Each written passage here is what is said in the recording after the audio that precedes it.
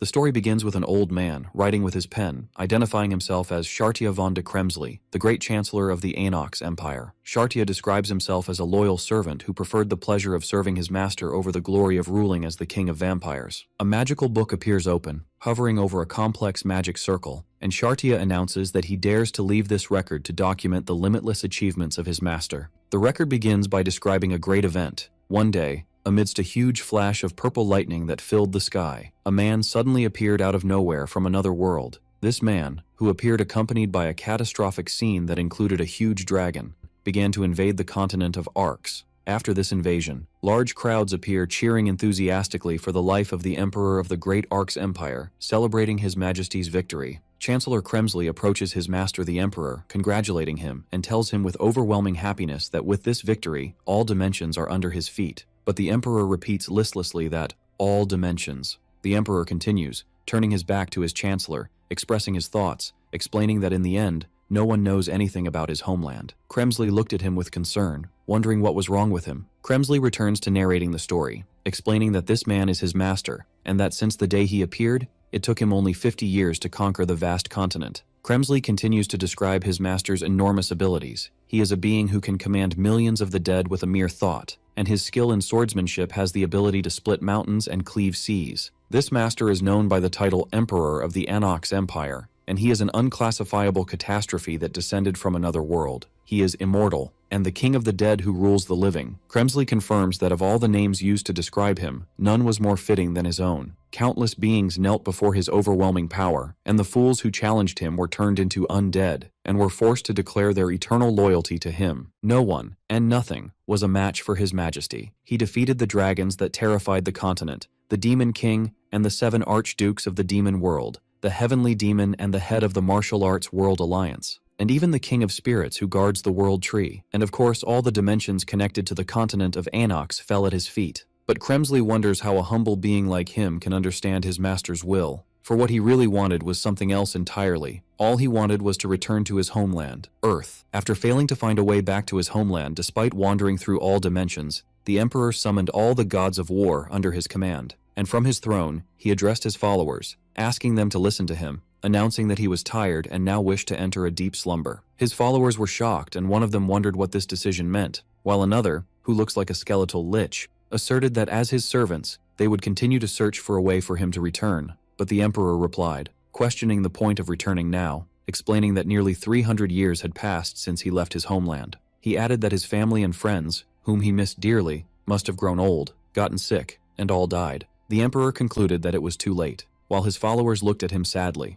Accordingly, he issued a new order, announcing that from now on, everyone should focus only on finding a way for him to enter eternal rest. The followers shouted in despair, objecting to His Majesty's decision. Kremsley narrates that the sounds of weeping in the imperial palace did not stop that day, but the Emperor's order could not be challenged. In the end, the senior leeches in the palace created a magic circle of disintegration, designed to swallow everything. The Emperor looked at the magic circle, commenting that he supposed he could finally see them all now. With those words only, his master walked alone towards the magic circle. Kremsley followed him, calling out to him, and at that moment, Kremsley appears in the scene, running and rushing, calling his master loudly, and continued to run after him towards the magic circle, announcing that he would serve him even in death. When the Emperor's foot stepped into the glowing magic circle, it seemed that everything had come to an end, or so Kremsley thought. Suddenly a bright light flashed, and a voice was heard asking why the lights were turned off. A man, the Emperor in a new body named Kang Jun, appears holding a baby girl, and scolds Kremsley, who screams as he wakes up in an unfamiliar environment, for his stinginess, ordering him to keep the lights on when he is at home. Kremsley, who is wearing modern sportswear and holding his head, replies that with all due respect, in the darkest of nights, a candle shines brighter than the sun. Kang Jun looks at him with disgust, wondering how this rascal dares to answer him, and advises him that if he has to start his speech with all due respect, it is better not to say anything. Kremsley clears his throat in embarrassment. Then Kremsley asks his master why he has not gone to bed at such a late hour. Kang Jun, in a room full of children's toys, replies, wondering if Kremsley is joking with him, and explains that he cannot sleep because the baby is not sleeping. Kremsley bows deeply, offering his deepest apologies, so Kang Jun tells him not to shout, wondering what he will do if he causes the baby to cry. And indeed,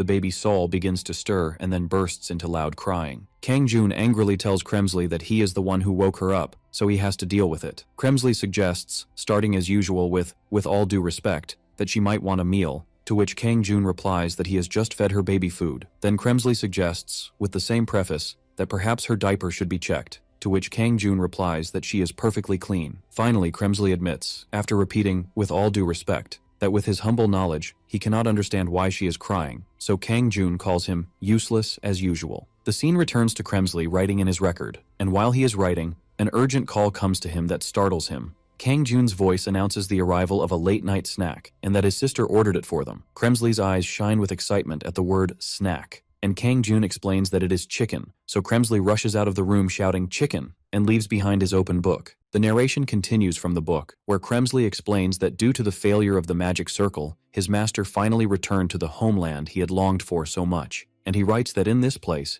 there was a presence his master would never have imagined, especially since he had never been married and had never had a lover before, and the scene shows a red hair tie, in reference to Her Highness the Princess. Back in the present, the three of them, Kang Jun, Kremsley, and the baby Sol, are sitting down to eat chicken. Kremsley comments that chicken is always delicious. Addressing a woman as Subin, Subin, Kang Jun's sister, appears and asks the old man, Kremsley, to eat a lot. Subin offers to hold Sol and feed her, so that he too can eat comfortably. Then she asks him if he stayed home again today, pointing out that he is still certainly confused. Kang Jun, while eating, replies that he is actually comfortable enough because he was at home, and asserts that he is not really confused. Subin looks at him with concern and tells him that he is indeed confused, especially after going through something like this. Kang Jun tries to assert that he is really fine, but Subin interrupts him, telling him that he should not pretend to be fine, and that she is just grateful that he came back alive. Subin reminds him that he disappeared during the first gate incident, wondering how many years have passed, and she adds that he was trapped inside the gate for years and has just returned home, so it would be strange for him to get better immediately. Kang Jun corrects her for the 1000th time, holding Sol, that he was not trapped in a gate, but was suddenly summoned to a place called the continent of Anox. Subin replies sarcastically, wondering if he is going to start talking again about being that incredibly strong emperor of that continent. Kang Jun confirms it, explaining that it is the truth. A description of Lee Kang Jun appears. Emperor of Anox, gate survivor, unemployed. Subin continues her sarcasm, then points to Kremsley and asks about the identity of this old man. Kremsley replies by introducing himself to her. Kang Jun explains that Kremsley is his close assistant and another gate survivor, unemployed, and adds that he used to help him with his duties and discuss state affairs with him, to which Kremsley adds that as a loyal servant, he was responsible for most of the administrative affairs. Lee Subin, Kang Jun's older sister, a factory worker, replies with apparent understanding. Subin continues with a sigh, pointing out that most survivors of the gates suffer from mental breakdowns or loss of speech due to post-traumatic stress disorder, and she expresses her relief that Kang Jun and the old man, Kremsley, seem to be suffering only from mild delusions. Kang Jun seems annoyed and tells her that even if she is his only sister, it is rude to call him crazy. Subin reassures him that it is okay, and adds, patting him, that he returned after 3 years, and it is normal for him to have difficulty adjusting. Subin continues to encourage him, saying that he has soul and is still young, so he should not worry and just focus on his treatment. Then she corrects her word to adjustment, and she asserts that she will do her best to manage things until then, while Kang Jun remains silent. Then she turns to the old man and tells Kremsley that he can stay with them for as long as he wants until he can reach his family. Kremsley expresses his deep gratitude to Subin Mama. Kang Jun looks questioningly towards Sol, and in the meantime, the baby Lee Sol, Kang Jun's daughter, an infant, unemployed, makes a sound. Sol appears holding her untied bib, so Kang Jun mutters that he will tie it for her. And while holding the bib's strings, he mentions that in the past, he would personally weave the knots used to hang those guilty of high treason. Sol looks at him innocently, trying to repeat his words with difficulty. Kang Jun confirms seriously and asks her to watch closely, and while holding a chicken neck and demonstrating with the bib's strings, he explains that if the knot is woven tightly like this, the neck breaks immediately. And before he can finish, Subin, who suddenly appears, screams his name. She stands in shock and asks him what he is saying to a baby. Kang Jun replies calmly that he was just providing paternal education.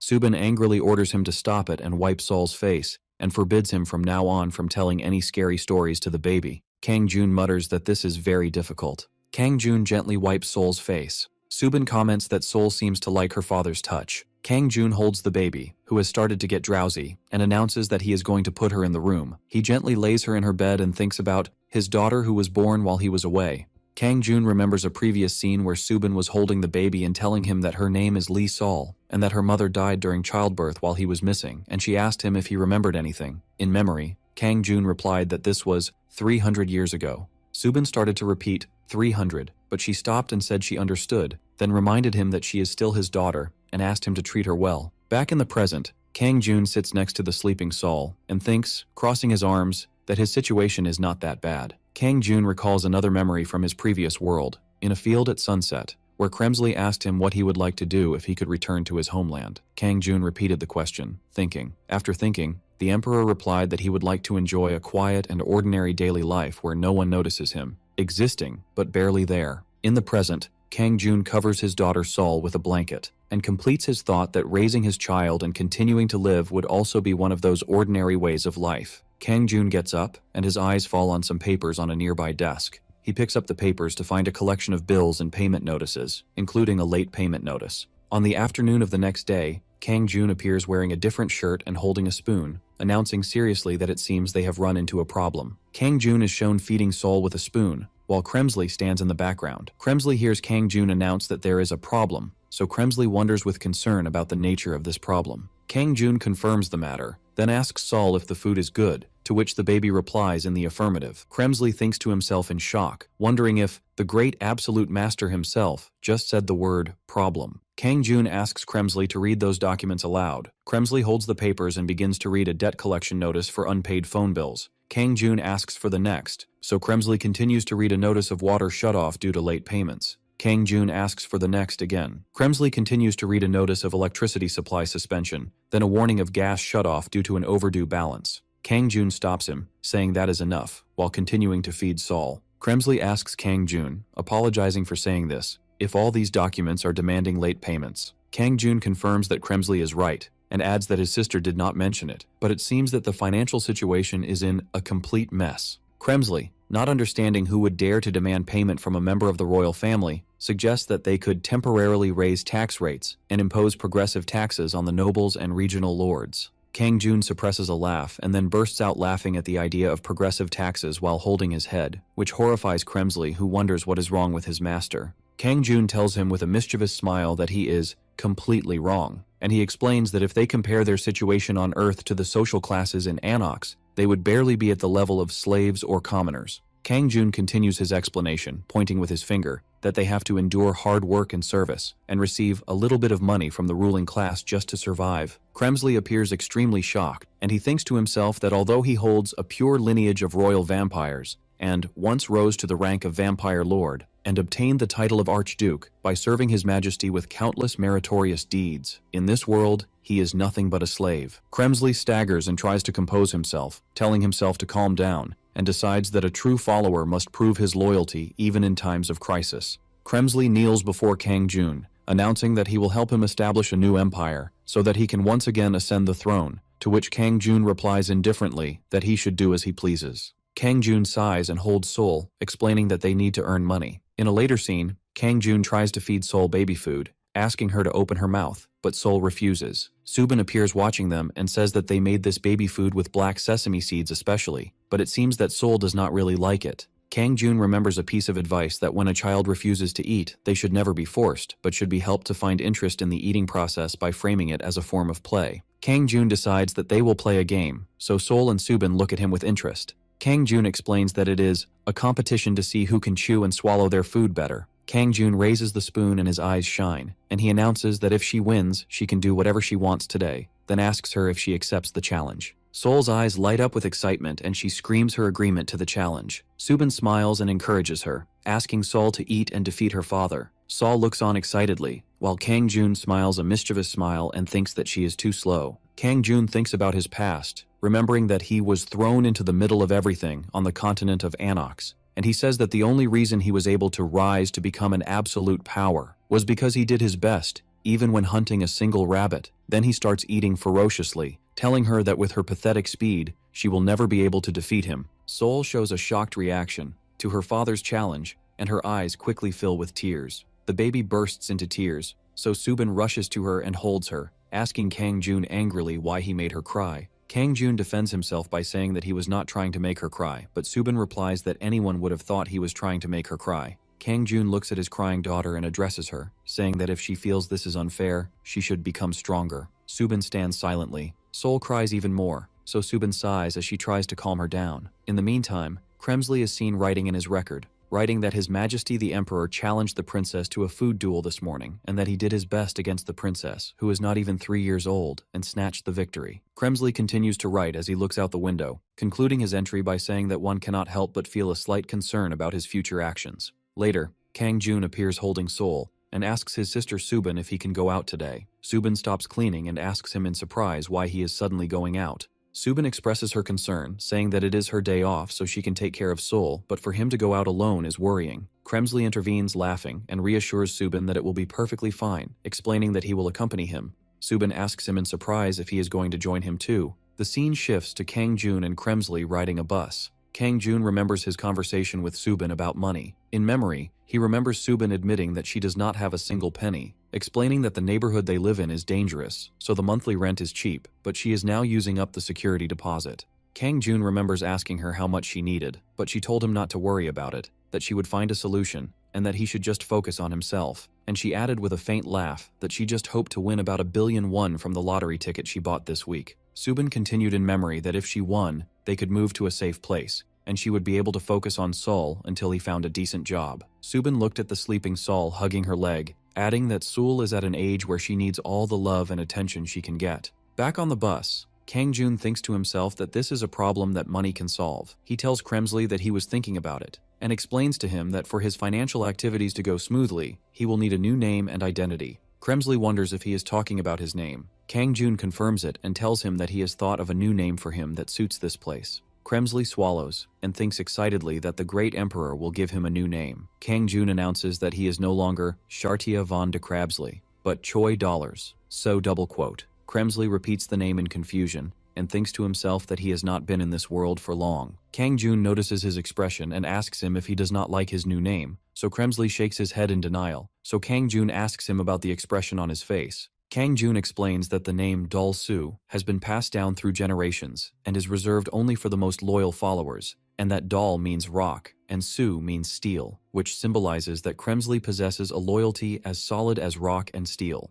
Kang Jun adds that he will change the name if he does not like it, so Kremsley interrupts him enthusiastically, telling him that he would not dare, as a humble servant, to arbitrarily judge the value of a name given to him by the emperor himself. Kang Jun nods, expressing his happiness that he likes the name. Then he thinks to himself that the name is much better than Kim Gaidong, which was the first name that came to his mind. They arrive at a bus station in the city. Kang Jun tells Dalsu that they have arrived and they should get off. Dalsu, Kremsley, looks around questioningly, expressing his gratitude for his master's generosity, but asks where exactly they are going. Kang Jun replies that they are going towards a gate. Dalsu's eyes shine, and he thinks excitedly that the gate must be a place teeming with all kinds of monsters. Then he laughs and tells him that he has made a wise decision. Kang Jun had asked Dalsu, Kremsley, why he was so excited, and the latter replied philosophically that, no matter how exceptional a famous sword is, leaving it in its sheath for a long time makes it dull and rusty. He added that the mere thought of finally moving excites him, wondering how long it has been since he was last on a battlefield where blood mixed with screams and life and death hung in the balance.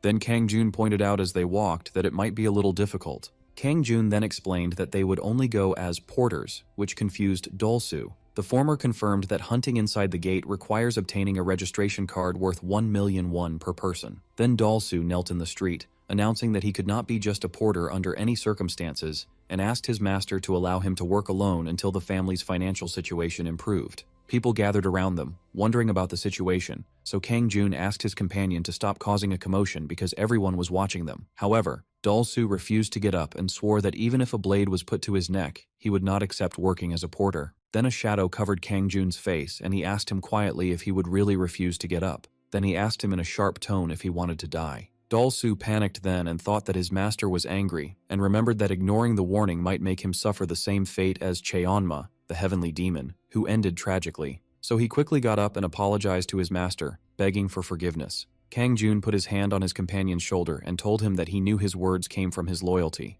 Kang Jun then reassured him, explaining that he had heard that the daily wage for a porter is about 300,000 won, and that they would only need to work for a few days to cover the registration fees and bills, and then they would not have to continue in this job. And while they were talking, a strange man approached them. This man was wearing hunting clothes and carrying a backpack, and he asked if they were the applicants for the porter job for the D-rank gate that day. The scenes showed the area around the entrance to the glowing purple gate, where guards and passers-by were scattered around it. Dalsu noted with surprise that people were passing by it as if nothing had happened even though it was open. The man introduced himself as Kim Bong-gu, a C-rank hunter, and introduced them to the rest of the hunters. Then a huge bald hunter named Lee Byung-cheol expressed his disgust that the old man and the skinny boy would work as porters, and Dalsu replied that despite his advanced age, he was still capable of doing the work, and began to introduce himself before Lee Byung-cheol interrupted him with mockery. Lee Byung-chol rudely explained that the porter's profession is so arduous that even strong men themselves cannot bear it,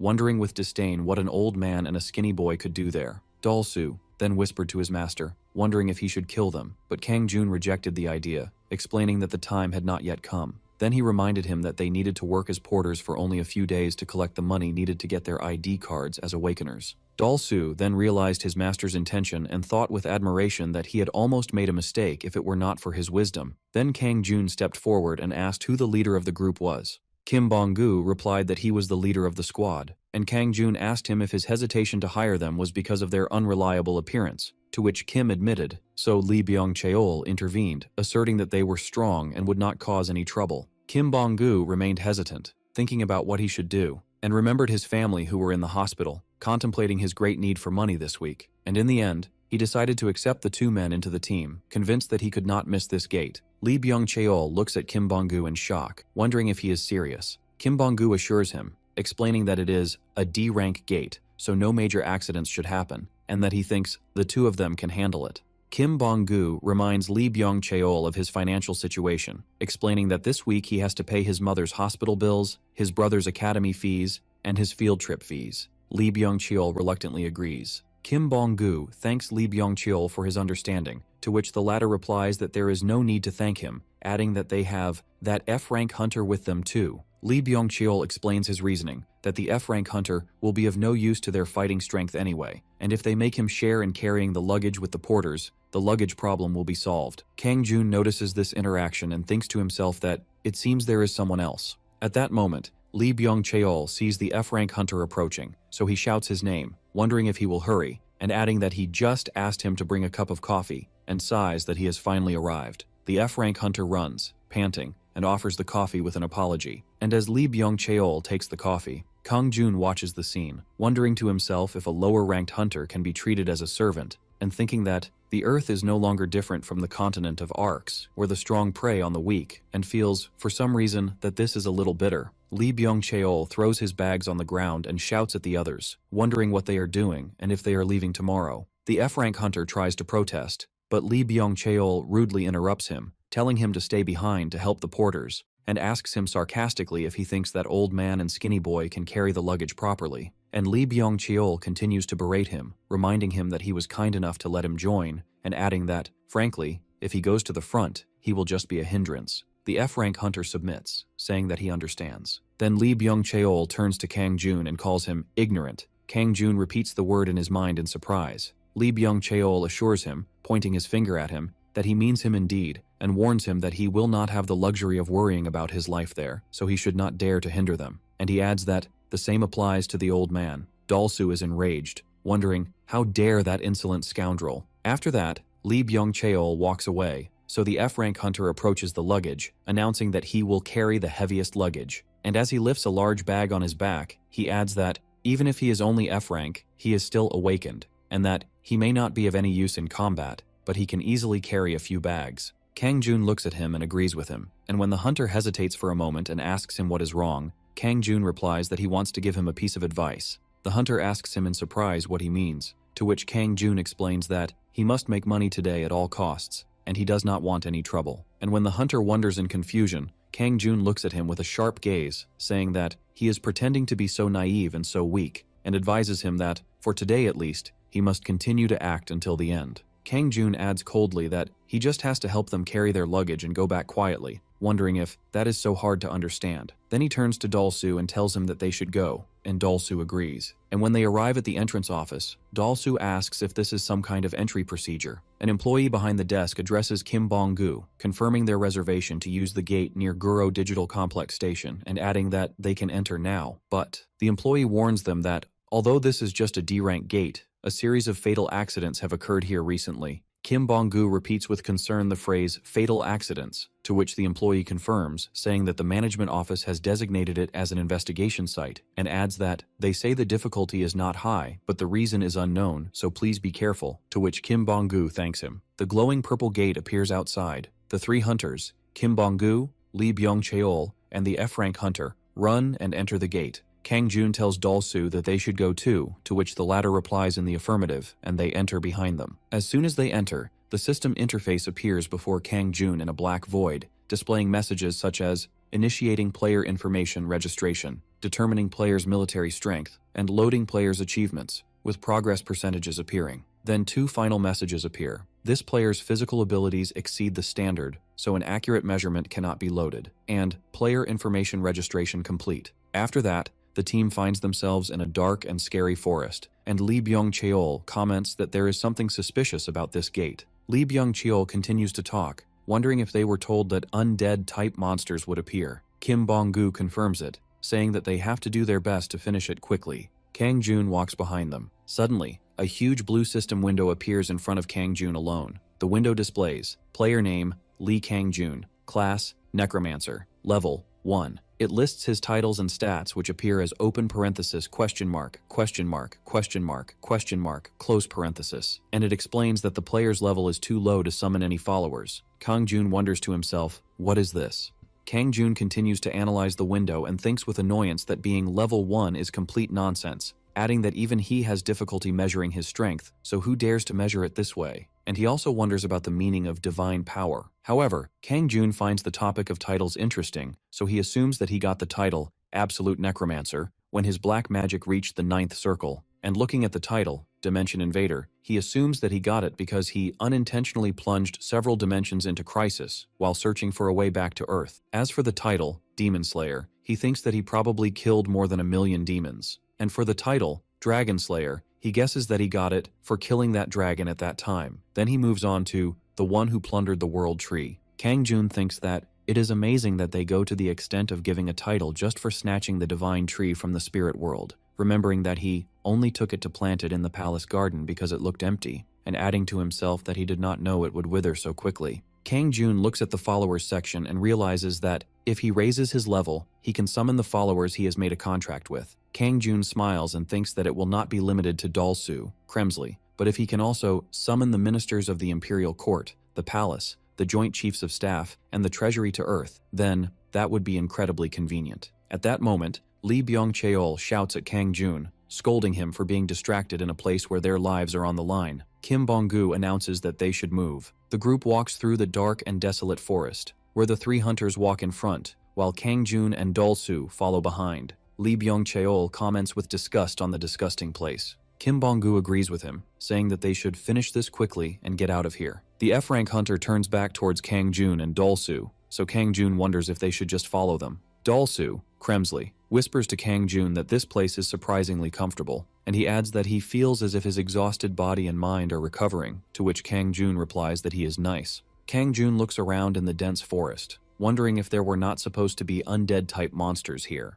and he thinks that this place is similar to the Deadlands, a forbidden area on the continent of Anox, and he feels that it is refreshing for the first time. Suddenly, Kim Bong-gu raises his hand and orders everyone to stop. The F-rank hunter gets ready and gathers glowing blue energy in his hands. Kim Bong-gu says that it is time to work, to which the F-rank hunter replies in the affirmative. A group of armed skeletons appears rising from the ground in front of them. Kim Bong-gu gathers his magical energy, forming a huge ice spear. He shouts and throws the spear at one of the skeletons, and unleashes his attack, which pierces the skeletons. Kang Jun watches the magical explosion with slight interest. Kang Jun continues to watch the fight and thinks that it is interesting. In the meantime, Lee Byung-cheol uses his huge shield to block the attack and defeat several skeletons. Kang Jun analyzes the scene and thinks that they are weak, but at least they have form. After the fight ends, the floor is filled with the remains of skeletons. Kim Bong-gu sighs in relief, noting that this is all there is to it. Then he orders the group to collect the mana stones first,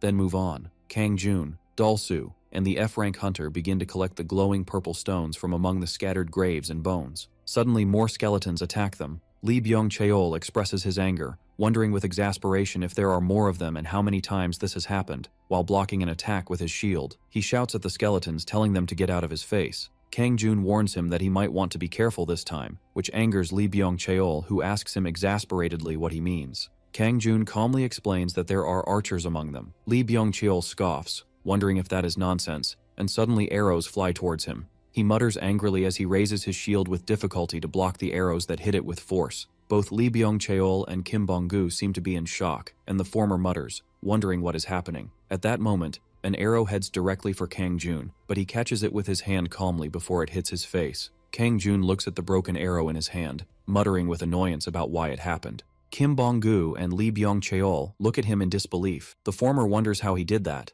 while the latter asks what he means. Kang Jun replies indifferently, explaining that it was just luck. Then he turns towards the hunters, scolding them for their lack of attention, and adds angrily that he almost died because of them, then mutters with exhaustion about how difficult and bitter it is to try to make a living. Kim Bong-gu watches Kang Jun and thinks to himself, wondering if he really almost died, but then he realizes that it is not so. He then looks at the arrow lying on the ground, wondering if it was really just luck. More skeletons attack, so Kim Bong-gu shouts, demanding that they eliminate those creatures first. Lee Byung-cheol joins him, emphasizing the need to eliminate them. And while the three hunters fight the skeletons in front, Dol-soo is in the back, holding his head and in pain as he calls out to his leader. At that moment, Kang Jun is playing a game of rock, paper, scissors with him. He tells him that he is thinking of throwing rock this time, with the possibility of changing his mind, so Dol-soo begs him to stop. Kang Jun asks him why he refuses to play, explaining that it is a fun game. Dol-soo complains that he is the only one getting hit and begs to be killed instead.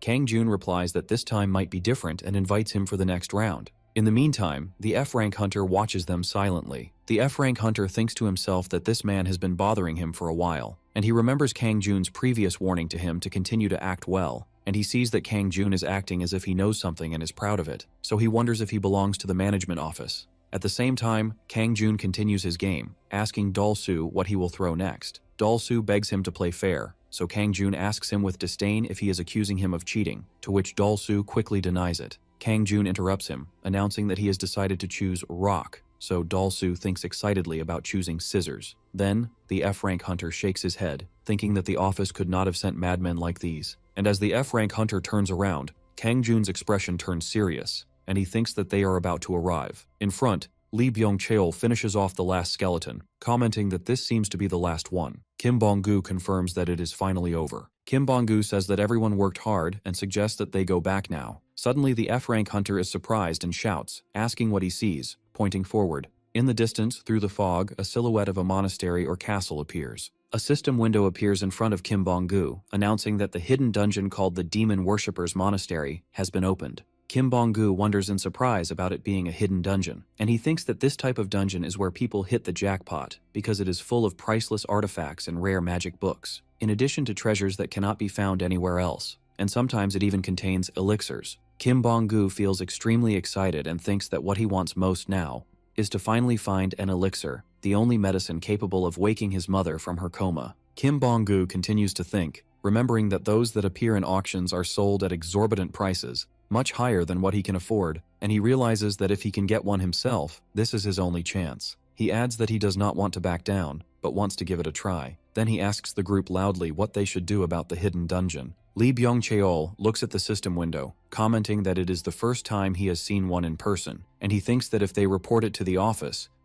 will give them a little reward and take all the rights. Kim Bong-gu suggests that since they are already there, it is better to try to finish it themselves. Lee Byung-cheol replies with doubt, wondering if he really thinks this group is capable of succeeding, adding frankly that only the two of them have real power. Kim Bong-gu tries to convince him, pointing out that they have become strong enough and that it is still inside a D-rank gate, so it is not very dangerous. And when Lee Byung-cheol asks him if he is sure about that, Kim Bong-gu assures him that the worst-case scenario is that it is just D-rank. Then Lee Byung-cheol gets excited and decides to give it a try, thinking to himself that if he can make a big profit, he might be able to retire for good. Then he turns to the three porters, Kang Jun, Dol-soo, and the F-rank hunter, and asks them for their opinion. The F-rank hunter wonders if this is considered overtime, and also asks about the amount of overtime pay. Lee Byung-cheol raises his hand with 5 fingers, announcing that he will pay 5 times the usual price. But he warns them to think carefully because that means the risk will also be 5 times higher. The porters start calculating the amount, so the daily wage was 300,000 won, and 5 times that is 1,500,000 won. Kang Jun enthusiastically declares his agreement, and the F-rank hunter hesitantly follows, announcing his participation as well.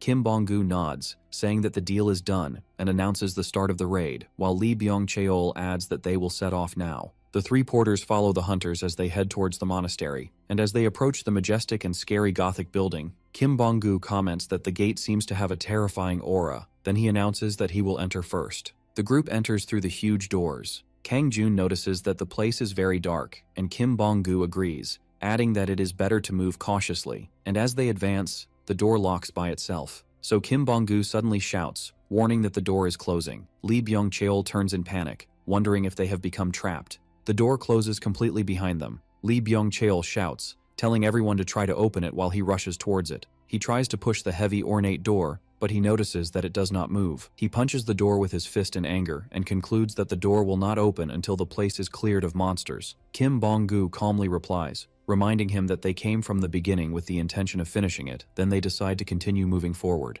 Dol-soo wonders about the locked door, but Kang Jun reassures him that it is nothing, and that in the worst case it is just a barrier spell that he can break if necessary, and urges him to move on. The group proceeds through a long, dark corridor decorated with strange carvings. Kim Bong-gu points out the strangeness of the absence of any monsters, and Lee Byung-cheol agrees. Suddenly Kim Bong-gu stops and tells them to wait, then wonders in amazement at what he sees, while Lee Byung-cheol's face also shows a look of shock. The group discovers a large hall filled with a huge number of corpses and blood, as if a violent battle had taken place. Lee Byung-cheol mutters that he cannot believe what he is seeing. Kim Bong-gu notes that it looks as if a battle had taken place here and both sides were annihilated, and suddenly the F-rank hunter shouts to alert them to something. At the end of the hall, there is a blood-stained altar on which sits a huge statue of a winged demon. Kim Bong-gu seems to be stammering as he wonders if what he is seeing is really a demon. Kang Jun quietly wonders what is happening in this place, while thinking that he has seen this scene somewhere before. Dol-soo notices something carved on the altar, pointing out that it looks like a language from another world. Kang Jun orders him to translate it,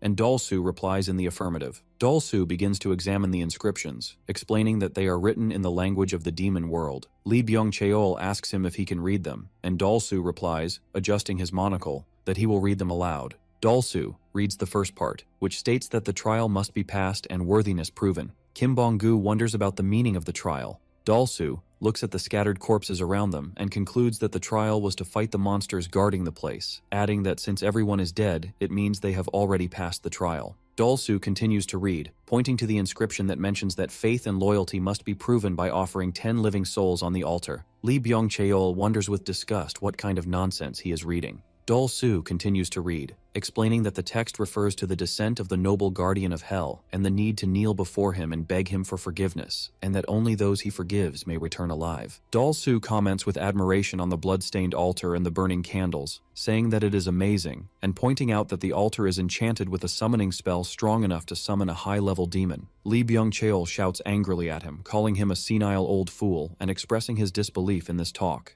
Dol-soo calmly points to inscriptions on the nearby wall, explaining that they symbolize the fire of hell, and he explains that the fire of hell is an eternal flame that feeds on life force, and that it is a common catalyst for summoning demons. Kim Bong-gu realizes this with horror, pointing out that each flame of this type needs the life of one person, and that there are 9 candles already lit on the altar. Kim Bong-gu concludes that 9 sacrifices have already been made, and that 1 more will complete the ritual, and asks if this is supposed to be a way to summon the demon and beg him to let them live, to which Dol-soo confirms according to what is written on the plaque. Lee Byung-cheol scoffs, wondering if they really believe that. Suddenly the F-rank hunter intervenes, saying that they have to make a decision. Kim Bong-gu asks him in surprise what he means, and the hunter replies with a scary look as he tightens his bag, wondering if they are going to sit there and all die. Kim Bong-gu seems confused as he asks him what he means. The F-rank hunter continues in an ominous tone, saying that the time has come, and that one of them, Lee Byung-cheol, looks at him in horror, wondering why he has that look. Then the F-rank hunter bursts into hysterical laughter.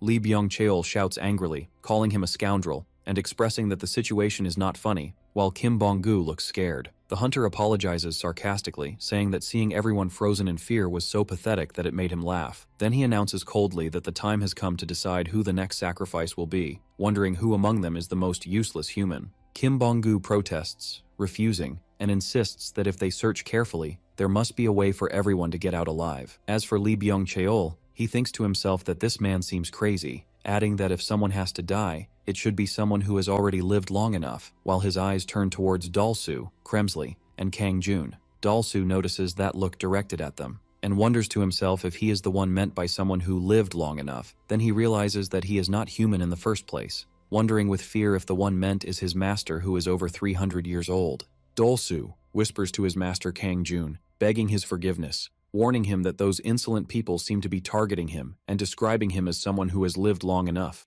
But Kang Jun replies calmly, looking at him, and confirming that he is the one meant. And when Dalsu wonders in confusion if he is really the one meant, Kang Jun confirms it again. Then he asks him to stay still, in reference to his previous loss in the game of rock, paper, scissors. So Dalsu submits to his will. And at that moment, Kim Bong-gu shouts, demanding not to rush and to try to find a way for everyone to survive. Lee Byung-cheol shouts angrily at Kim Bong-gu, accusing him of still trying to play the saint, and he asserts that he is not wrong, warning that if they continue like this, they will all be trapped and perish. And he adds angrily that it is all because of Kim Bong-gu bringing up the subject in the first place, but the latter tries to calm him down, saying that arguing about who is right will not change anything. Lee Byung-cheol replies with a hateful look, saying that if he insists on playing the hypocrite to the end, he should die instead. Kim Bong-gu wonders in shock what he means, to which Lee Byung-cheol replies sarcastically, wondering if he really does not want that. And suddenly, the F-rank hunter starts laughing hysterically and comments on the scene that it is very entertaining, adding that when people are cornered, they reveal their ugly natures. Lee Byung-cheol turns to him angrily, wondering what is wrong with him, to which the F-rank hunter replies that there is no need for more fighting, as the matter has become clear. Then the F-rank hunter reveals his true face, explaining that he intended to kill them all from the beginning, and he begins to cast a spell. So dark purple energy gathers around him and skeletons rise from the ground in response to his magic. Then Lee Byung-cheol realizes in horror that he is a necromancer, and he shouts angrily, trying to curse him. The necromancer, who was the former F-rank hunter, smiles a wicked smile, noting that they have finally realized his true nature. Then he reveals his identity as a hunter-killer who belongs to the Anti-Office Alliance, and he corrects Lee Byung-cheol, saying that he is not of the garbage rank but of the A rank, explaining that he is fundamentally different from the likes of them, considering himself a great being. Lee Byung-cheol is stunned as he repeats the name of the Alliance, remembering that they, unlike the Hunter's office, believe that those with special powers should monopolize wealth and power. And he realizes that this man is a killer who tracks down hunters affiliated with the office. Lee Byung-cheol looks at the army of skeletons that the necromancer has summoned, thinking desperately that their number could reach 20 or 30, and he realizes that they are now also facing an A-rank killer. Then Kim Bong-gu says that there is no chance of winning, so Lee Byung-cheol collapses to his knees, announcing that it is over and that they are as good as dead, but Kim Bong-gu shouts at him angrily, demanding that they at least try to fight. The necromancer extends his hand towards the fallen Lee Byung-cheol, mocking his posture and demanding that he accept his fate and be the sacrifice for the great cause. And at that moment, Kang Jun steps forward, addressing the necromancer and demanding that he stop. He explains to him that killing these men now would be a little annoying, so the necromancer asks him in surprise, to which Kang Jun replies that he owes these people. Kang Jun confronts the necromancer, who was previously an F-rank hunter, reminding him that he had clearly warned him earlier that it was better to continue pretending until the end. And when the necromancer asks him if he belongs to the office, Kang Jun denies it, but the necromancer insists on knowing his true origin. So Kang Jun simply replies that he came from the house in Silimdong. The necromancer then realizes that Kang Jun has no intention of revealing his affiliation, so he asks him again how he got here specifically. Kang Jun replies sarcastically that he came by public transport, on a direct bus from Silim Station. And when the necromancer expresses his doubt about the logic of the answer, Kang Jun replies that he will complain anyway, whether he answers or not. Kang Jun changes the subject and asks his opponent about his plan behind summoning a demon. The necromancer reveals that he intends to summon Marbus, one of the 72 great demons. Kang Jun repeats the name as if it were familiar to him. Then the necromancer explains that he plans to declare his loyalty to Marbus and form a contract of servitude with him, but Kang Jun interrupts him, saying that this explains it. The necromancer continues to explain his goal, stating that he seeks to borrow the immense power of Marbus to rebuild the world order. But Kang Jun interrupts him again, noting that he had thought his features were familiar to him for a while, Then Kang Jun mentions casually that he is sure he himself killed most of the 72 demons when they invaded before, and an image of him fighting them appears in his memory. He also wonders to himself if this Marbas was one of the few who managed to escape and survive at that time, while another image of a fleeing demon appears to him. The necromancer ignores his words and declares firmly that, for the great cause, Kang Jun must die. The necromancer unleashes dark magic, summoning many skeletal and shadowy figures. At that moment, Lee Byung-cheol feels desperate, lamenting his imminent death in this absurd way, while Kim Bong-gu apologizes to everyone, admitting that his greed is what led them to this situation. Then Kang Jun steps forward, passing the desperate Kim Bong-gu, and says with calm realism that death will come to them all one day, but not now. Kim Bong-gu looks at him in confusion, not understanding what he means. Kang Jun stands facing the necromancer and his summoned army, then says to him coldly that if he wants him to die, he must first pay him his wages, and then he will die. And as soon as he finishes his words, he unleashes a huge torrent of black-purple mana energy that floods the entire hall. The necromancer looks at him in shock and disbelief, wondering in amazement what he is seeing and how Kang Jun can possess black mana of such power. The necromancer realizes with horror that Kang Jun's black mana is similar to his own, but it differs from it in degree immensely. And as his eyes widen in terror, Kang Jun's reflection appears in them, and he stammers with extreme fear.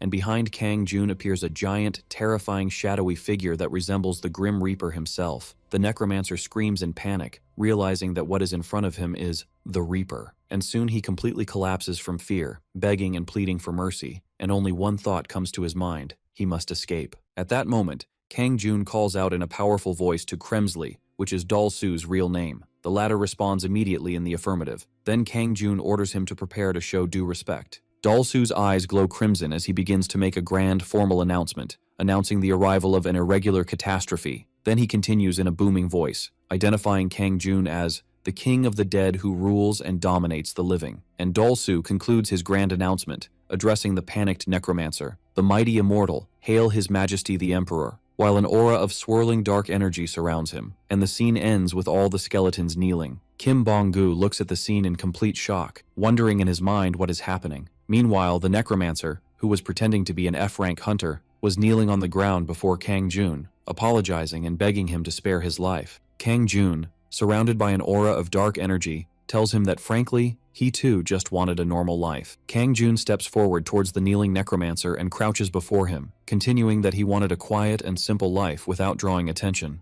He then grabs the necromancer's face, forcing him to look up, and tells him sarcastically that he speaks as if his wish, for a quiet life, was a noble desire. At that moment, Kang Jun's eyes glow red with a strange symbol, and their reflection appears in the terrified necromancer's eyes. Dol-su, Kremsley, realizes that his master has activated his demonic eye. Dol-su explains that this is a high-level illusion technique that drags anyone who meets his master's gaze into a nightmarish vision. Dol-su explains that the greater the power gap between his master and the victim, the more terrifying the hell the victim sees. The necromancer screams in terror as he sees horrifying visions of monsters and blood flood his consciousness. The necromancer falls to the ground unconscious, trembling. Kim Bong-gu watches the scene in complete confusion, wondering what is happening now, and who this man, Kang Jun, is. Kang Jun stands up and looks at the collapsed body, commenting that the necromancer wasn't bad as he remained conscious for longer than most of his victims. Then Kang Jun turns his gaze to Kim Bong-gu and asks if he wants to end up like the necromancer.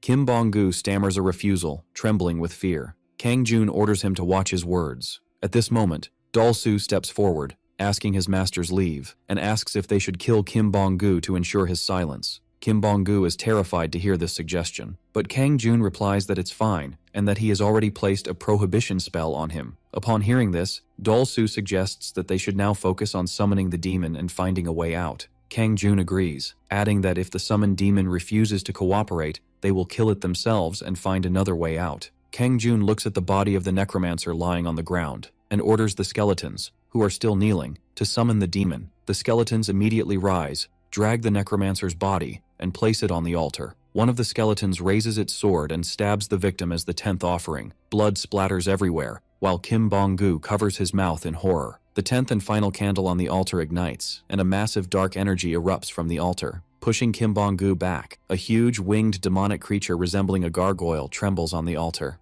Kang Jun looks at the summoned creature and comments that it's an impressive entrance. Meanwhile, the summoned demon, Marbas, was thinking that for centuries he had not forgotten the day he witnessed the slaughter of his kin before his eyes, and how the few survivors had to scatter across the realms. He remembers that after losing his power in that battle, he became a weak fugitive wandering through endless dimensions, but he endured, driven only by the desire for revenge. Marbus thinks that he has finally regained some of his power and answered the call to this strange dimension. Then the demon roars with a thunderous voice, asking who dares to summon him and who dares to propose a pact with one of the 72 demons. Marbus, the guardian of hell. Marbus sees that this place he has been summoned to is perfect for rebuilding his power and planning his revenge, so he declares his agreement and acceptance of the offer. Kang Jun looks at the demon Marbus and tells him that he remembers him now. Marbus seems confused, thinking that this voice sounds familiar. Kang Jun smiles and asks him if he was the one who ran away first at that time. Then, Marbus recognizes Kang Jun in horror and mutters,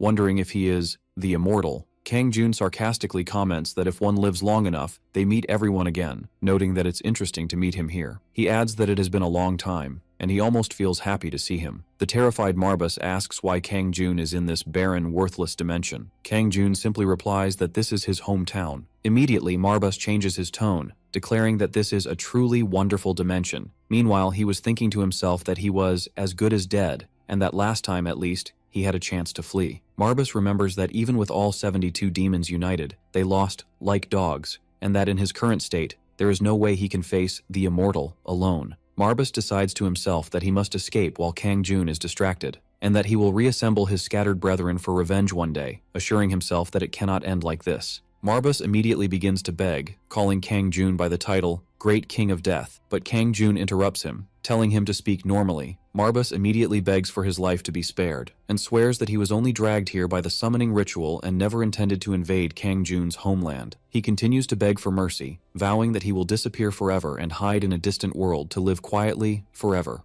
Kang Jun listens, and then replies that he understood. Marbus looks at him in confusion. Kang Jun repeats that he said he could go, then turns to Dolsu, saying that Sol might be waiting for them, so they should finish this and go home. Marbus enthusiastically thanks the great immortal for his boundless grace. And as he turns to leave, Kang Jun suddenly remembers what he read in the 365-day parenting guide, which states that pets greatly help in a child's emotional development, and that those who grow up with pets tend to have higher IQs and greater empathy. As Marbus was trying to withdraw cautiously, announcing that he would leave now, Kang Jun stops him again, telling him to wait. Marbus freezes in place and nervously asks what he wants. Kang Jun looks at him and simply orders him to bark. Marbus is stunned and asks in disbelief what he means. Kang Jun repeats his order that he told him to bark. Marbus seethes with anger, thinking to himself how the immortal could do this to him. The demon continues to tremble from the humiliation, and thinks how dare the immortal subject him to such a shameful act. Kang Jun looks at him coldly and tells him to try harder. In the end, Marbus gives in and lets out a loud bark, vowing to himself that he will never forget the humiliation of this day.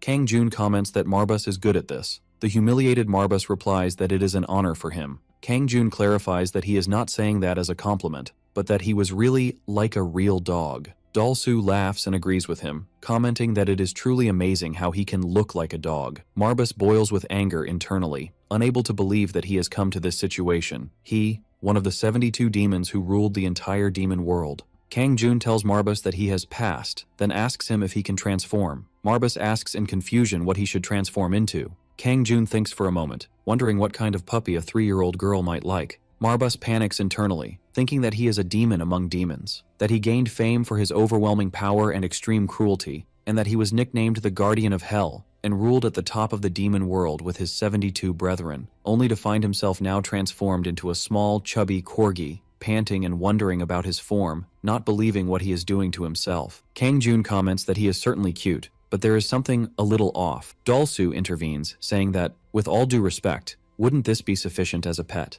But Kang Jun disagrees, commenting that he looks too weak, and that his legs seem a bit short, which might mean his movement would be weak. Dolsu replies that his insides are a completely different beast anyway, so why not prioritize what Her Highness, Sol, would prefer? Marbus, in the corgi form, thinks to himself how dare these insolent fools belittle him, and that he will never forget the humiliation of this day, and will get his revenge one day. Kang Jun coldly orders him to try something else. The trembling Marbus agrees. Marbus transforms into a fluffy white Pomeranian. Kang Jun orders to see the next one. He then transforms into a long-haired dog. Kang Jun repeats his request to see the next one. He transforms into a dachshund. With an even more annoyed look, Kang Jun orders to see the next one. Marbus returns to the corgi form, so Kang Jun asks him if he has a problem with this. Marbus replies, wondering in disbelief who he means, and if he is the one being spoken to. Kang Jun confirms that he means him. Marbas quickly thinks that it's impossible he would dare. Kang Jun's eyes narrow as he orders to see the next form. Marbas desperately transforms into a small Doberman. Kang Jun's face suddenly lights up and he shows his admiration. He declares that this is the best one yet, and leans down to pet the Doberman's head. Marbas thinks angrily how dare he pet him, one of the 72 demons and a leading force in the demon world, as if he were just a dog. And as Kang Jun continues to pet him, Marbas thinks that this touch is kind of nice and that he wants to wag his tail. Dalsu comments that he thinks this would be the perfect compromise between Kang Jun's taste, seeking power, and Sol's taste, who would love something cute, and that he thinks Her Highness the Princess will love it too. Kang Jun holds the Doberman Marbas and asks Kim Bong-gu for his opinion. Kim Bong-gu replies in amazement that he looks really great. Kang Jun says that it's time to go back, holding Marbas in his arms. Marbas thinks that he feels extremely humiliated, but he wonders why he feels satisfied. And as Kang Jun and Dalsu turn to leave, Kim Bong-gu calls out to them, apologizing and calling him sir. Kang Jun asks him if he is calling him. Kim Bong-gu confirms and begins to speak. Kim Bong-gu suggests that it would be better to collect the body before leaving to handle this matter smoothly. Kang Jun asks him for clarification on the meaning of handling. Kim Bong-gu explains that this is a major incident related to the Anti-Bureau of Management Union, and that the Bureau of Management will definitely investigate the matter thoroughly. Kang Jun thinks to himself that he hates troublesome incidents, and that he especially hates receiving unnecessary attention or focus. Kang Jun continues to speak, telling Kim Bong-gu that he was amazing back there and saved his life. Kang Jun thinks to himself that he is not a hunter anyway. Kim Bong-gu asks in confusion for clarification. Kim Bong-gu asks, feigning confusion, what he means. Kang Jun touches Kim Bong-gu's shoulder and explains that he was referring to how Kim Bong-gu personally stepped forward and eliminated this evil and terrible criminal with a single blow, only to be interrupted by a shocked Kim Bong-gu wondering if he really did that. Kang Jun looks at Kim Bong-gu, who now seems completely confused with complex mathematical equations appearing in the background, and tells him that he has been through a lot. Kim Bong-gu, sweating profusely, replies that he was just doing what he had to do. Kang Jun pats Kim Bong-gu on the shoulder and tells him that he admires his sharp attitude. Then Kang Jun announces that it is time to go, and a glowing blue portal opens on the blood-stained altar. The three, Kang Jun carrying Marbas, Dalsu, and Kim Bong-gu,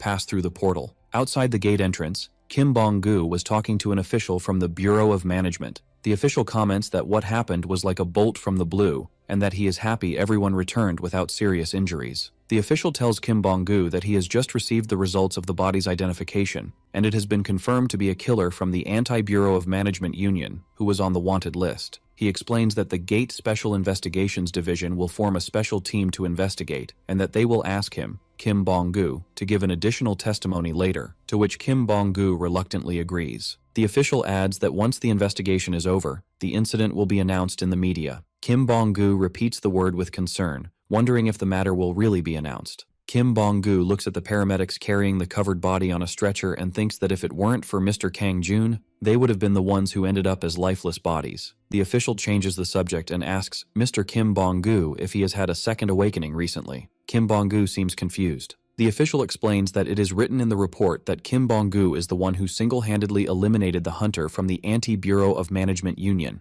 Kim Bong-gu nervously replies that he was lucky. The official advises him that excessive modesty can sometimes be a poison and reveals to him that the man he killed had a bounty on him. Kim Bong-gu is surprised to hear the word bounty. The official confirms that the bounty on his head alone was in the hundreds of millions, and that the Bureau of Management will likely reward him. The official continues to excite Kim Bong-gu, adding that he will likely receive calls from major guilds, and that once the incident is announced, Mr. Kim Bong-gu will become a star overnight. The official imagines the headlines that might be about the national hero and C-rank rookie, Kim Bong-gu, who eliminated an A-rank killer with a single blow, and he asks him if he can already imagine the headlines.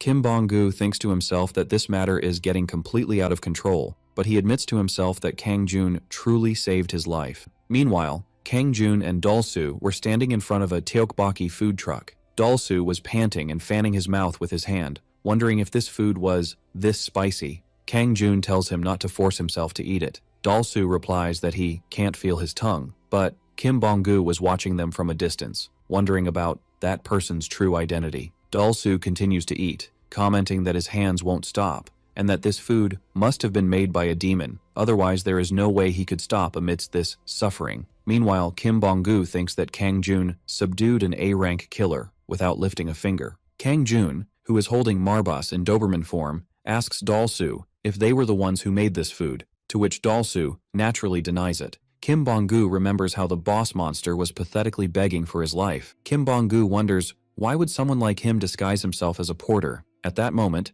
Kang Jun suggests to Dalsu that they try the spicy stir-fried chicken noodles next time because they are dozens of times more delicious than the tteokbokki. Kim Bong-gu wonders if Kang Jun is a criminal on the run from the Bureau of Management, but he dismisses the idea because if he were, he would have killed him. Dalsu gets excited, wondering about the existence of food dozens of times more delicious than this demonic dish, and that he is already looking forward to it. Kim Bong-gu concludes in his thoughts that Kang Jun seems to be at least S rank, and Kim Bong-gu thinks that, although he can't guess his true identity, he must become that person's disciple, no matter what it takes, to become much stronger than he is now, and to get his hands on the elixir. Later, Kim Bong-gu approaches Kang Jun and Dalsu and gives Kang Jun an envelope containing money. Kang Jun asks him if he gave him too much. Kim Bong-gu replies that this is more than what he promised, but adds that Kang Jun saved his life after all. Kang Jun accepts the money, saying he will use it well, and if fate allows them to meet again, perhaps he will return the favor. As Kang Jun and Dalsu turn to leave, Kim Bong-gu stops them, asking for a moment and explaining that he would at least like to buy him a meal. Kang Jun refuses, saying that his family is waiting for him,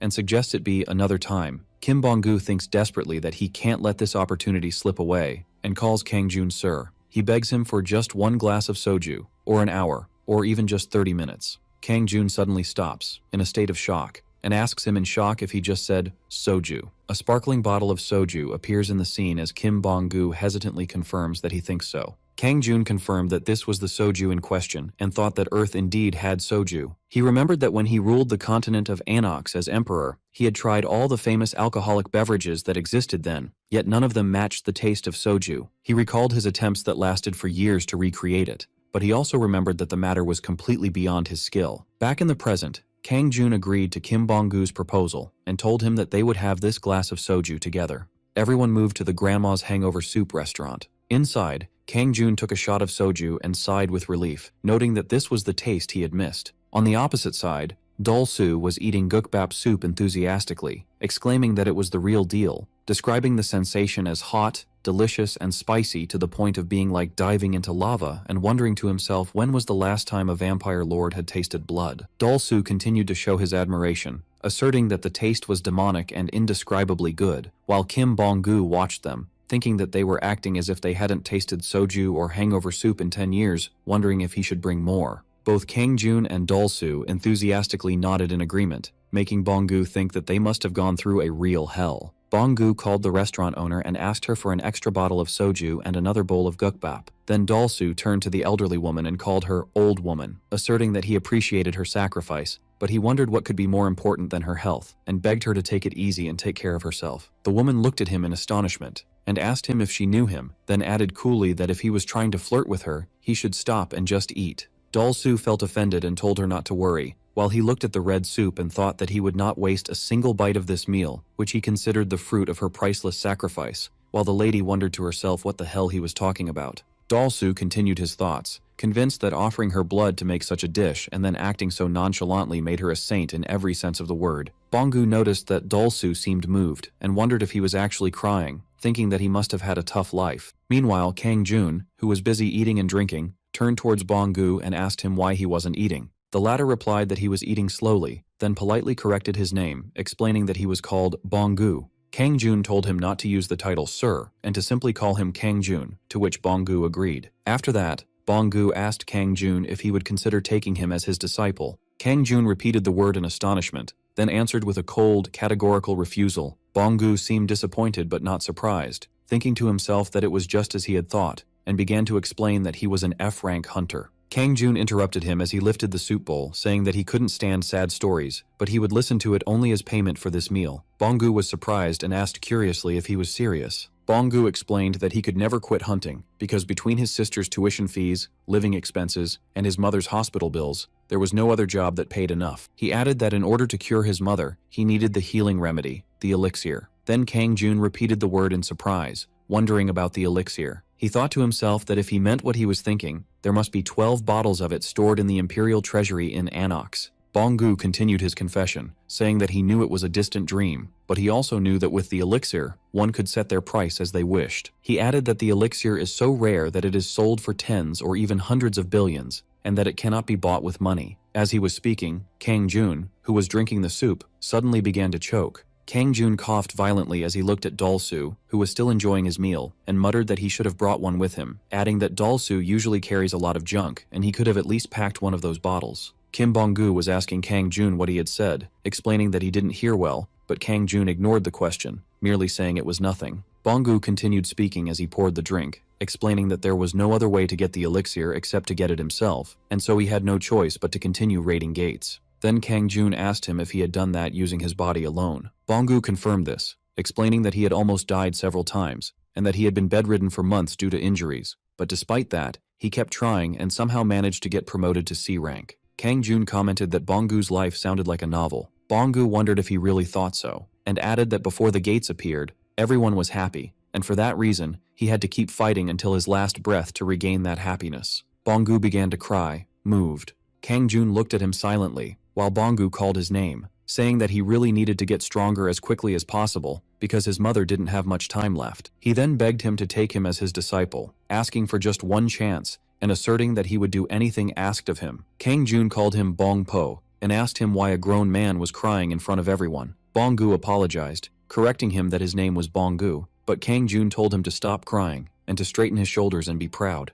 Bonggu stood up straight, responding enthusiastically, thinking to himself that he would just be Bong Po. But Kang Jun called him a new name, Bong Tai, and asked him if he was really ready to do anything asked of him. Bonggu enthusiastically confirmed that of course he would do absolutely anything, thinking to himself that Bong Tai was a good name too. Kang Jun warned him that it wouldn't be easy, and began to list the tasks: cleaning, doing laundry, cooking, taking care of children, and walking the dog, then asked him if he thought he could handle all that. Bonggu thought in amazement that these tasks seemed strangely specific, but he immediately agreed, saying he could do everything. Kang Jun said that was good, because it would lighten his sister's burden a little, as she works hard every day. Then he added that he also wanted to borrow his identity, which shocked Bonggu, who wondered what he meant by identity. Kang Jun explained that he meant his awakened registration card, pointing out that this way he could save on registration fees. Inwardly, Kang Jun thought about his plan, saying that he would book gate raids in Bonggu's name, go with him as a porter, and handle the monsters himself. This way, money wouldn't be a concern. He continued to think that even if he cleared high-rank gates, he could avoid fame and all the hassle. He concluded his thought that after all, Bong Pal could become famous in his place, then asked Bonggu again if he thought he could do it. In a later scene outside, Marbus was in Doberman form when two women approached him. One commented that he was insanely cute, while the other wondered where his owner was. Marbus thought arrogantly, despising their audacity, wondering how they dared to treat him like an ordinary dog without knowing who he was. One of them said she just wanted to pet him, while the other wondered if Dobermans weren't fierce. The first replied that he seemed very cute, then she bent down and asked if she could pet him a little. He thought to himself with disdain, telling them to get away immediately. But the woman started petting him anyway, expressing her surprise at how soft he was, and the other added with admiration that he seemed to be enjoying it. At that moment, Marbus was wagging his tail despite his anger, thinking about his humiliation. The woman offered him a bone-shaped treat, explaining that she had bought it for her puppy at home, but she was giving it to him. The women left after saying goodbye, and Marbus sat alone, staring at the treat, thinking with disdain that it was just garbage. However, he decided to at least taste it out of courtesy, as it was offered to him as a tribute from humans. As soon as he tasted it, his eyes widened in shock. Marbus, in the Doberman form, began to run in circles with sheer joy, surrounded by a demonic aura as he thought of an unprecedented pleasure, calling it the pleasure of destruction and debauchery. At that moment, Kang Jun, who was watching him with Dolsu, called out to him, wondering what exactly he was doing. Kang Jun was looking at Marbus, who had taken the form of a Doberman, happily chewing on the bone, and muttered that it was okay, then told him not to worry and to continue what he was doing. Later, Kim Bong-gu had completely passed out on the restaurant table, so Kang Jun commented that this man always drinks even though he can't handle alcohol, noting that he was completely unconscious. Dolsu was carrying Bong-gu on his back, while informing him that the latter was unconscious and asked if he should kill him, but Kang Jun, who was walking in front of him carrying Marbus, ordered him not to, but to take him home. As they walked, it occurred to Dolsu that Lady Subin, Kang Jun's sister, might not be pleased with this, but Kang Jun replied that they couldn't just leave the man lying in the street. As Bong-gu groaned in his sleep on Dolsu's back, The latter noted that he seemed to be having a terrible nightmare, and thought that it might be cleaner to grant him eternal rest, but Kang Jun scolded him in a serious tone, telling him not to repeat that.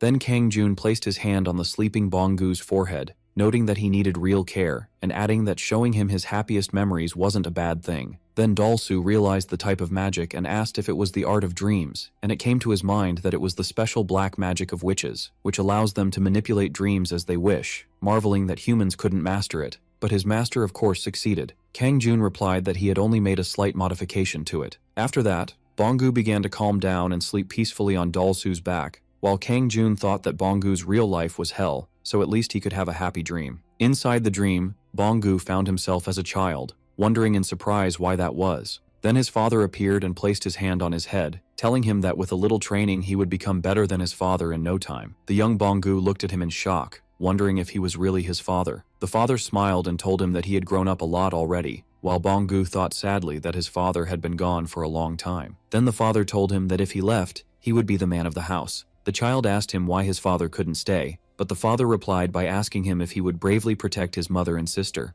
The father told him that he was counting on him and apologized, so the child Bonggu started to cry, begging him not to go, asserting that he couldn't bear it. He continued to cry, promising not to complain about coming back early from the public bath, not to complain about being bored while fishing, and not to ask him to carry him when climbing mountains. Suddenly his mother called out, announcing that dinner was ready. The scene changed to a family barbecue, where the father offered the mother some beer, while the mother commented that the food would be delicious. The father expressed his admiration for the atmosphere, saying that they should do this often. The mother agreed, saying that the children seemed really happy before calling her son, asking him to join them. The child Bonggu looked at his family with teary eyes, whispering his parents' names. His mother asked him what was wrong and if he didn't like his favorite meal, curry rice. He replied, crying, that the food was just so delicious. Then he looked at his father, who was holding his little sister, Ju-hee, and at his mother, calling them in his heart with love. The scene changed to the adult Bonggu sitting in the dream, thinking with determination that he would make them all feel at ease and ask them to trust him. Then he smiled in satisfaction, believing that he had become the man of the house and could take responsibility. He took a look at the memory of his happy family, wishing that they could all be happy again. In reality,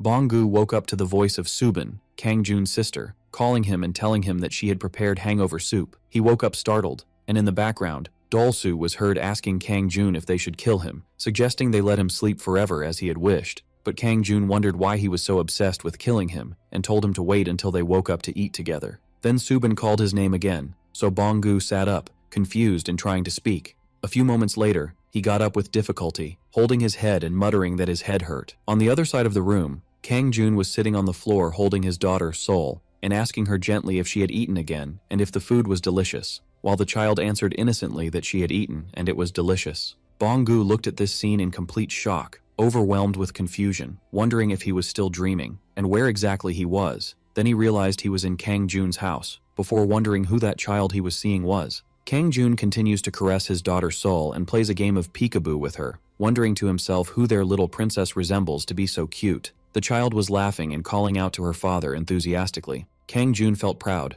considering her a smart girl and that she resembles her father because she is so wonderful. A moment later, Kang Jun noticed Kim Bonggu waking up from his sleep on the floor and wondered to himself if the latter had seen the scene that had just happened. Bonggu felt confused and confirmed that he had indeed seen it. Kang Jun's tension increased as he asked sharply how much he had seen and to what extent he had witnessed what happened, while the trembling Bonggu replied that he began to notice from the moment the child called her father, "your princess," until the moment he described her as resembling her father. Kang Jun's face darkened as he covered his daughter's eyes with his hands, thinking that he would have to kill Bonggu to keep his mouth shut, expressing his regret to himself. Bonggu panicked, thinking for a moment that it was real, before realizing that it was just Kang Jun's embarrassment. However, Bonggu hid under his pillow, trembling, wondering to himself what kind of person says something like that even as a joke, and completely convinced that Kang Jun might actually do it. Then he noticed his smell and told himself that he reeked of alcohol. At that moment, Subin opened the door and pointed out that the sun had risen and that Kang Jun had just woken up. Bonggu felt relieved that he was still alive. Subin smiled gently at him, seeming like an angel to him, thinking that he must be feeling bad,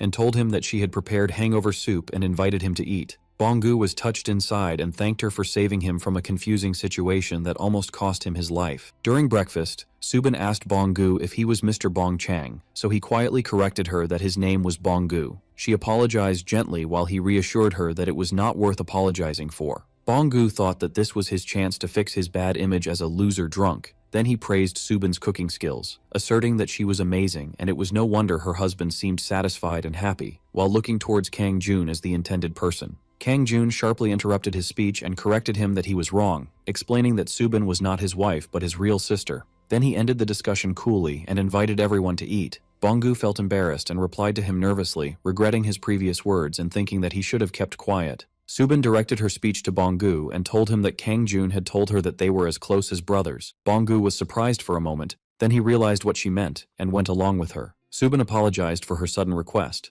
but she gently asked him to take care of Kang Jun for a while. Bonggu dropped his spoon in shock, wondering how he could be asked to take care of someone like Kang Jun. He remembered the man who had defeated an A-rank hunter alliance with a single glance, and who had tamed a boss-level demon as if it were a small puppy. He wondered to himself what taking care of him could possibly mean, while Kang Jun ate his food quietly beside him. Subin explained that the truth was that Kang Jun had been trapped inside a gate and had only returned to the outside world less than a month ago. Bonggu was stunned, remembering the headlines he had read about gate returnees and survivors, and realizing that her brother was one of these survivors mentioned in the news. He also thought that some of these high-level hunters who returned from abroad possessed mysterious powers they had acquired inside the gates. Bonggu wondered to himself if Kang Jun was one of them too. Then Kang Jun interrupted him, chewing his food, and explaining that he wasn't stuck there as others thought. Subin replied indifferently that it was about something like him being a king of a continent. Bonggu's eyes widened in surprise when he realized they were talking about a real king. Bonggu imagined a picture of Kang Jun as a great emperor. Kang Jun explained to his sister that he wasn't just a king but the emperor himself. Subin replied that she didn't see much of a difference between the two titles. Kang Jun insisted that the difference was vast and that kings didn't even dare to look him in the eye, which made Bonggu even more stunned as he repeated in his mind that he was indeed an emperor. Dalsu interjected in the conversation and asked Kang Jun if he remembered the former king of the kingdom of Baratheon. Kang Jun seemed not to recognize the name and asked who he meant. Bonggu concluded that the old man Dalsu was not an ordinary person either. Dalsu explained that he meant the man whose head was cut off after he dared to look the emperor in the eye and raised a banner of rebellion. Kang Jun remembered the incident dismissively, which made Bonggu choke in shock. Subin turned to Bonggu, explaining that what Kang Jun was going through could be considered a kind of after effect, and added that he needed some time to readjust to society. Bonggu confirmed that he understood, thinking that everything was starting to make sense now.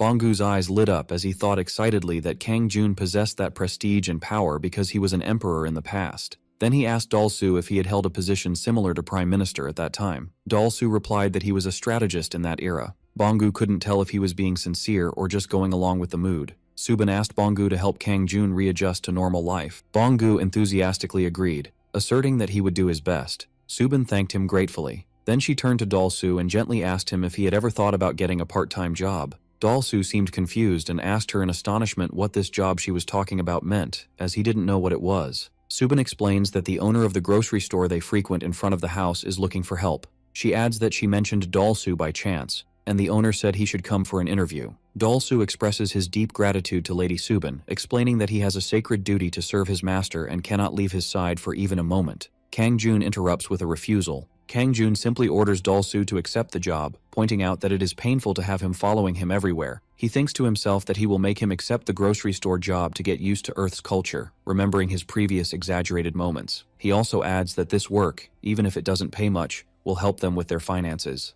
Dalsu protests, reminding his master of his promise to establish his glorious empire on Earth. Kang Jun agrees that he did indeed promise that, but he explains that achieving this goal requires a deep understanding of this dimension's culture and the lives of its people. He asserts that he is not asking him to abandon his duties as a strategist, but is trusting him and delegating to him all matters related to the founding of their nation. Dalsu suddenly realizes that his master is testing his loyalty, so he prostrates himself on the ground dramatically, begging his master to grant him death and pass judgment on him. Kang Jun is annoyed by the situation and tells him to calm down. Dalsu continues his dramatic speech, confessing that he failed to understand his master's deep will and that he is not even worthy to look upon his noble face. Kang Jun replies indifferently. Dalsu vows to dedicate himself to the investigation with his entire being until his body crumbles and his bones turn to dust. Kang Jun turns to Subin and tells her that Dolsu is going for the interview. She replies in the affirmative. The scene ends with Dolsu prostrating himself, with a caption describing how Shartia von de Kremsley, the old man Choi Dolsu, decided to challenge employment in the second chapter of his life. Later, Kim Bong-gu is seen washing dishes in the kitchen. Subin comments on the matter to Kang Jun that she knows he is their guest, but she is surprised that he is making him wash the dishes.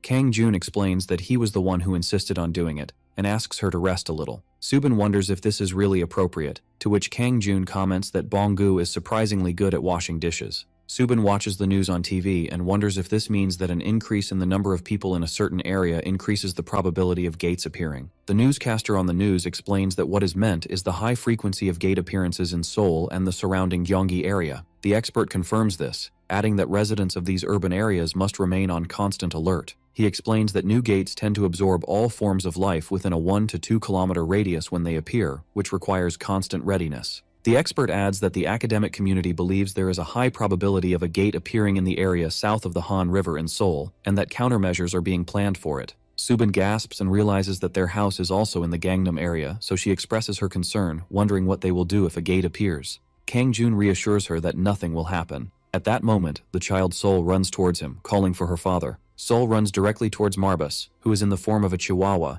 and hugs him enthusiastically, trying to kiss him. Kang Jun intervenes in a stern tone, stopping his daughter from doing so. He explains to her that this dog is dirty and disgusting, and that if she kisses it, she might get hurt. In his mind, he imagines himself brutally beating Marbus, angry at the danger he represents. Sol looks at her father in confusion, wondering if she will really get hurt. In contrast, Marbus feels terrified, wondering to himself why he is being targeted even though he has done nothing. Subin hits Kang Jun on the back and scolds him for bullying animals in front of his daughter. Kang Jun looks confused. Kang Jun looks at Marbus with annoyance, wondering if he should really consider him an animal. Then he realizes that the child sees him this way, so he decides to go along with it. Sol decides to just pet him and starts to do so. Kang Jun looks at the scene, contemplating its splendor and beauty. Subin thinks to herself as Kang Jun looks at his daughter who calls him with love. He feels his heart warm every time he looks at her. He holds her in his arms, realizing that this dangerous world is not a suitable place for her. And he admits to himself that he has no intention of playing the hero, but he wants to change this world a little at least. The next day, Kang Jun gives an envelope, likely containing money, to Subin,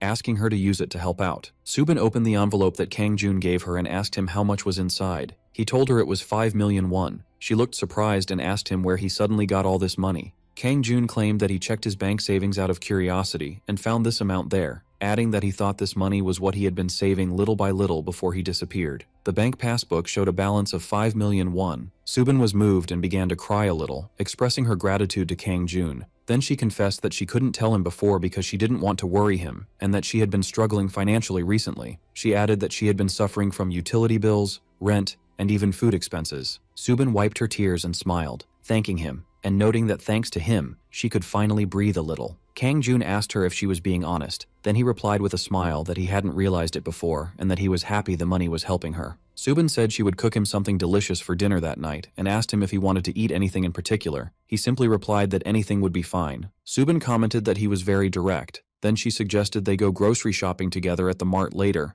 adding that while they were out, they could eat and take Seoul to a kids' cafe or a playground. But Kang Jun gently refused, explaining that he preferred to stay home and rest all day because he felt he needed some relaxation. Kang Jun thought to himself that if they all went to the mart together, perhaps Lord Kremsley would like that, and also if anything happened, the Lord would protect Subin and Seoul. So Subin said that in that case she would just go with the old man. Then Kang Jun said that he would go then, to which Subin replied that he should rest as he wished. He smiled to himself, thinking that everything was perfect. Kang Jun began to think about his destination, excited because he would finally be able to visit the place he had always wanted to go to since he first saw it. And when he arrived at the campus comic cafe, it occurred to him that perhaps a new volume of Hunter x Hunter had been released during his absence, and he continued to think that he would finally be able to read it after 300 years. Meanwhile, at the complex supermarket, Dolsu enthusiastically called out to Lady Subin, who was pushing a shopping cart with Sol inside, announcing that he had discovered another free food sample. He expressed his astonishment at the possibility of enjoying the most delicious food without limits and without paying, considering the free sample corner to be no different from paradise itself. Subin looked on with embarrassment as Dolsu fed Sol a food sample, who seemed happy, saying it was delicious. Then Dolsu began to sing merrily about the unlimited enjoyment in the mart's sample corner, and Sol merrily repeated the same phrase after him. Dalsu continued to sing and have fun with Saul in the shopping cart, repeating that the whole family was together in the mart's sample corner, and he was feeding her with a smile. Then he continued to sing about the free gourmet pleasure in that corner, while Subin sighed as she watched them near the dumpling sample counter. Then she asked the employee for 1 bag of dumplings. Suddenly, an urgent announcement echoed through the store, announcing the appearance of a large-scale gate near Sillam Crossroads Station. Panic ensued among the shoppers who began to run.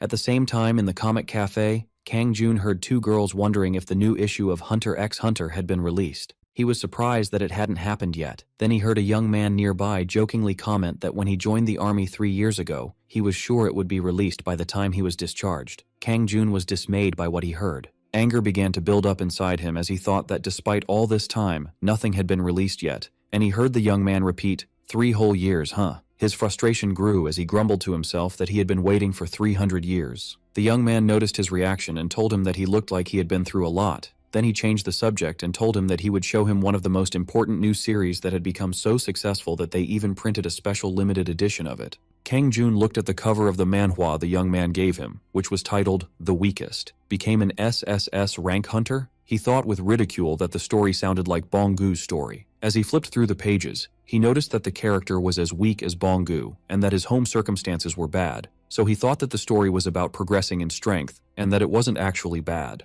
But he suddenly stopped at a fight scene and wondered to himself what was happening, as he never imagined that a 9th Circle necromancer would be defeated so easily. He crossed his arms in frustration, thinking that the hero started as weak as Bonggu, but he could never defeat a necromancer of that rank in that way. Kang Jun closed the book in boredom, thinking that he should have gone to the supermarket instead, and he saw that the time he had spent there was a waste of time, and that he felt tired now, wondering when was the last time he had slept. He began to feel sleepy and thought that he had been very tired lately, so he decided that it was finally time to sleep, but he felt sorry that the nightmare curse had not yet been broken. He wished that the succubus queen, Errol, was there to ease his nightmares a little. Then he lay down and closed his eyes, wondering if his followers were still okay. Inside the supermarket shelter, the announcement continued to warn of the appearance of a large-scale gate near Sillam Crossroads Station, advising all customers to evacuate to the basement shelter immediately. People were anxiously discussing Sillam Crossroads, while one woman expressed fear for her friend who lives there. Subin, holding Sol, was thinking anxiously about whether Kang Jun was safe, imagining that he might be alone at home. Dolsu tried to reassure her gently, explaining that although his words might seem intrusive, his master would be fine and there was no need to worry. Subin worriedly wondered if what he said was really true,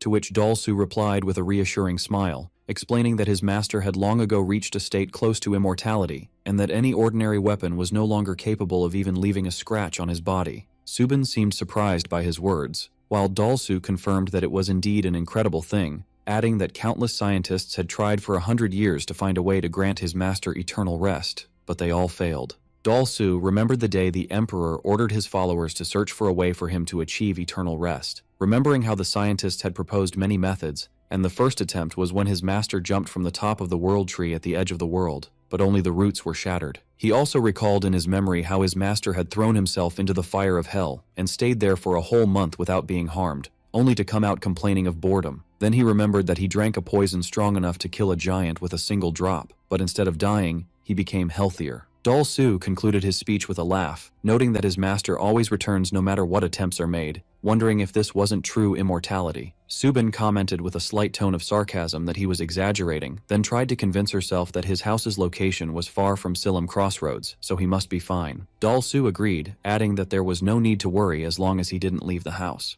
But Dolsu suddenly remembered a previous conversation he had with Kang Jun, when the latter told him that he would sneak out later and asked him that if his sister asked, he should tell her he was at home. He also jokingly threatened him that if he revealed his secret, he would be punished, which made Dolsu break out in a cold sweat and assure himself that his master was definitely at home safe. Elsewhere, a woman was listening to the news that the gate had been classified as a disaster rank, while some of the attendees wondered what that meant. Another woman explained that the disaster rank is the highest threat level in the system, above danger and catastrophe, which made the attendees realize the seriousness of the situation. One of them mentioned that the office had already sent many hunters to subdue it, while others hoped they could control it. The woman explained that a disaster rank gate could wipe out an entire country, just as happened in the catastrophe that occurred 3 years ago, bringing to mind an image of a huge dragon attacking an entire city. In the shelter, Subin was holding the terrified Soul, trying to calm her down, reassuring her that things would be fine, while she herself was trying to control her anxiety. Meanwhile,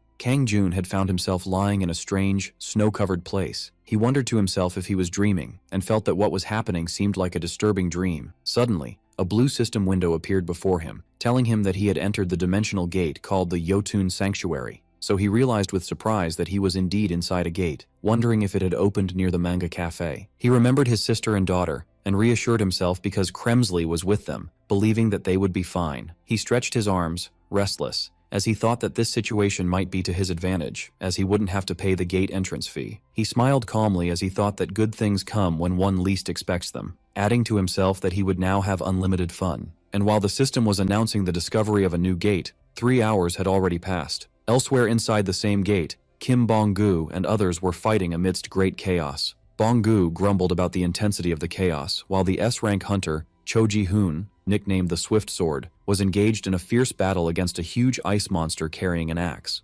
Bong-gu watched the scene in amazement, realizing that this ordinary monster was fighting on equal footing with one of the strongest hunters, and with the ice monster's roar. Bong-gu muttered with sarcastic admiration that this was the level of S-rank hunters. The effects of the battle were evident on the fighters, while one of the female hunters thought that everyone would have died if it weren't for the S-rank hunter. Others wondered about the number of remaining survivors, while Bong-gu sank into despair, convinced that someone like him could do nothing in a battle like this. Cho Ji-hoon finally managed to eliminate the ice monster, but he looked exhausted and injured as he leaned on his sword, realizing that dozens of monsters were still waiting for them. Bong-gu felt increasingly anxious, wondering if they could really face the boss of this gate after they were completely exhausted. Kim Bong-gu was thinking desperately that if they failed, what awaited them would be similar to what happened 3 years ago, remembering the catastrophe that had struck then. Suddenly, all the remaining ice giant monsters fell to the ground at once, which surprised Bong-gu and made him wonder in amazement how they all fell at once.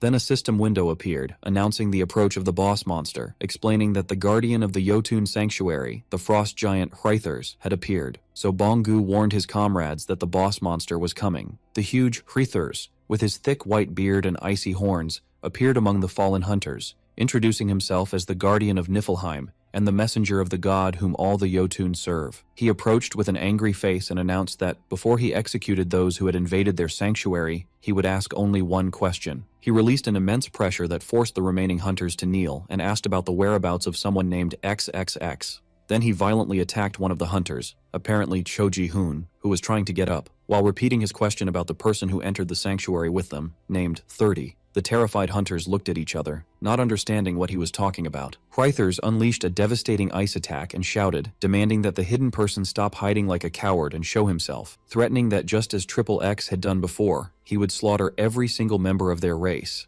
Bong-gu and the survivors watched the scene in horror, realizing that even Cho Ji-hoon had fallen with a single blow, and that the situation was completely hopeless. Bong-gu was staring at the giant, thinking that he couldn't die yet, and images of his mother and sister Ju-hee came to his mind, feeling that he had only just started to see a glimmer of hope in the end. He rushed with all his might towards Hrithers, shouting that he couldn't die like this, but Hrithers easily blocked his attack and threw him away, while Bong-gu fell, begging in pain. The giant raised his hand above him, saying coldly that arrogant mortals do not escape the guardian of Niflheim, while Bong-gu thought desperately that he couldn't die here. Hrithers suddenly transformed into a larger, more monstrous form, announcing that his long-awaited opponent had finally appeared. At that moment, behind him appeared hordes of undead giant monsters, their eyes glowing with a dark purple. Bong-gu stood stunned as he backed away, not believing what he was seeing, wondering if all those beings were really monsters. While he was still in a daze, he heard a voice calling him. It sounded familiar as it called his name repeatedly. Wondering if what he was seeing was really Kim Bong-gu, he looked up and saw Kang Jun sitting casually on the head of one of those undead giant monsters. He muttered in shock, stammering and wondering why he was there, to which Kang Jun replied with a calm smile that things simply turned out this way. Bong-gu felt relieved to see him, expressing his happiness that they had met again. But he quickly stopped, thinking in surprise, wondering if Kang Jun was the one who had defeated all those monsters alone. At that moment, Hrithers shouted in surprise, calling out to the monsters behind him, but those undead monsters were staring at him with a murderous hostility. It seemed that Kang Jun had somehow addressed them, wondering why their gazes were filled with killing intent towards the leader of their clan. Hrythurs became furious, declaring that he was the god of all the Jotun and the messenger of the giant with sewn lips, and wondering how those beings dared to stand against him. Bong-gu then realized the truth, and understood that the person Hrythurs had been searching for all along was Kang Jun himself. Hrythurs turned to Kang Jun, shouting that he had copied the form of Triple X, which made Bong-gu feel shocked and stunned. Hrythurs continued to shout at Kang Jun, accusing him that his black magic had cursed his brethren, condemning them to a fate where they couldn't even find eternal rest. Bong-gu felt the immense pressure that emanated from Hrythurs, and he looked stunned as he realized the extent of his destructive power. Hrythurs screams in anger, vowing that he will never forgive Triple X, Kang Jun. Kim Bong-gu screams in terror, warning Kang Jun that he must escape, reminding him that this monster crushed a hunter ranked in the top 10 in an instant. But Kang Jun stands calmly amidst the swirling snow and wonders why he should run away when he can enjoy this endlessly. Bong-gu is shocked. Kang Jun confidently walks towards Hrythurs, passing his army of undead giants that he had summoned. Hrythurs asks in surprise if Kang Jun knows him. Kang Jun replies that it's not exactly a title he likes, but he is surprised that Hrythurs even knows him. Kang Jun confirms the giant's identity using the title Triple X. Hrythurs confirms his knowledge of Kang Jun, wondering how he could not know him. He reveals that the god whom all monsters worship, even the giant with sewn lips, is watching him. Bong-gu trembles as he watches the scene, thinking that even if it is Kang Jun himself, this is a god. Hrythurs adds that that's not all. He continues that every divine realm is watching him, he who has earned the title of Triple X. Kang Jun wonders to himself when that started. Kang Jun thinks that after watching countless so-called absolute beings and self-proclaimed rulers of their worlds fall before him without even lasting a few blows, and tired of a life close to immortality, he repeatedly prayed for the existence of a god. Kang Jun approaches Hrythurs and asks him mockingly if he thinks a god can be stronger than him. Hrythurs shouts, warning him not to blaspheme before the messenger of the giant with sewn lips. Kang Jun replies indifferently to tell his god that if they ever meet, he is dead. Kang Jun raises his hand and begins to gather immense dark purple energy. He unleashes the energy, which flows towards the army of undead giants and engulfs them. Hrythurs looks on in shock and asks what the hell this is. Hrythurs watches in horror, as the bodies of the undead giants heal and merge to form a huge, terrifying monster made of different parts. Kang Jun stands before the newly formed creature and asks Hrythurs again if he still thinks his god is stronger than him. The stunned Hrythurs mutters, wondering how such a power can exist. Kang Jun repeats his question if he still thinks that pathetic god can defeat him. Hrythurs screams in pain. The patchwork golem delivers a powerful punch to Hrythurs. Bong-gu and the other hunter watch from a distance. The other hunter asks if he is dead. Bong-gu tells him not to say such things because it brings bad luck. Then he thinks that this is the same spell Kang Jun used before to bring back the dead,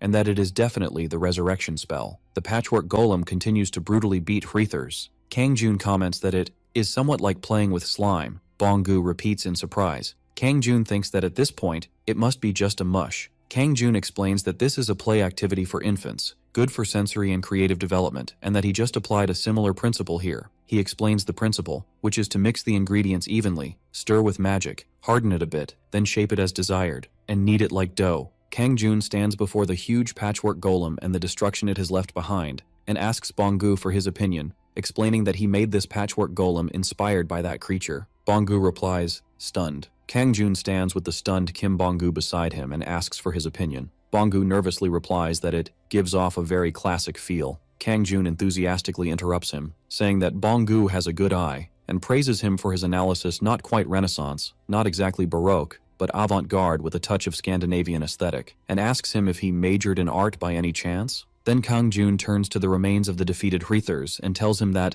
after all that bragging, it turns out he was nothing special, commenting that the weak always talk a lot. Bong-gu thinks in amazement how Kang Jun managed to kill that monster so easily. Kang Jun replies indifferently that he wouldn't have lasted a few blows anyway. The patchwork golem is shown disintegrating and returning to purple energy. Bong-gu gasps and mutters that Kang Jun is truly exceptional. Bong-gu thinks that his Imperial Majesty must be truly exceptional, and he thinks that otherwise there is no way he could destroy everything with just a flick of his hand. Suddenly, a system window appears before Kang Jun, announcing, "Level up," and other windows appear. You have killed the guardian of the Jotun Sanctuary, Frost Giant Hrythurs. The Jotun tribe's gate sanctuary will disappear in 1 hour.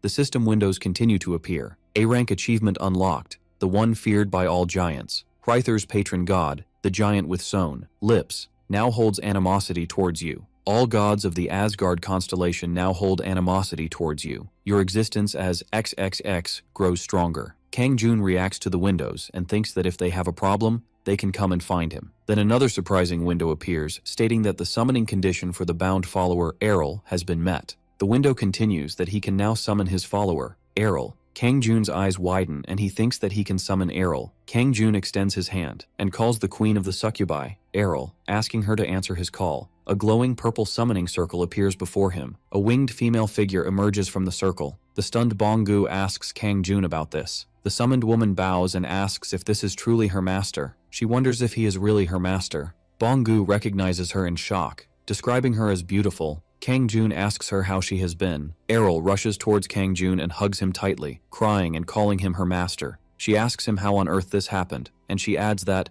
for the past several decades, she thought he had entered eternal rest. Kang Jun replies that he thought so too, but many things happened. Errol examines Kang Jun's face with concern and asks him if he is suffering from any discomfort. She explains that she is worried, as the sparkle in his eyes and the gloss on his lips seem to have faded. A side note indicates that the terms used for eyes and lips are old and formal. Kang Jun replies that he is fine. Then he asks her to step back a little. Errol quickly steps away and apologizes. Errol kneels formally and announces that Errol, minister of the imperial household, greets her master. Kang Jun tells her to skip the formalities and asks her how things have been. Errol replies that, after he and the archdukes entered eternal rest, everyone remained in their positions and continued to work without change. And she adds that Nazgul, who previously held the position of Minister of Military Affairs, was overseeing state affairs in his stead. Kang Jun says that he sees that everyone is fine, then he orders her to stand, and he thinks that Kremsley came to Earth with him, so Nazgul is indeed the most suitable for the Emperor's throne. Errol corrects herself, apologizing for her rudeness, and asks about the Archduke who chose to undergo the Sunjang and enter eternal rest beside him. A side note explains that Sunjang is an ancient practice of burying servants alive with their deceased ruler. Kang Jun asks if she means Kremsley, and he replies that she went grocery shopping with his sister. Errol replies in confusion, asking for clarification. Kang Jun says not to worry about it, and that she is fine anyway, and he suggests that they discuss the rest on their way back. Errol agrees.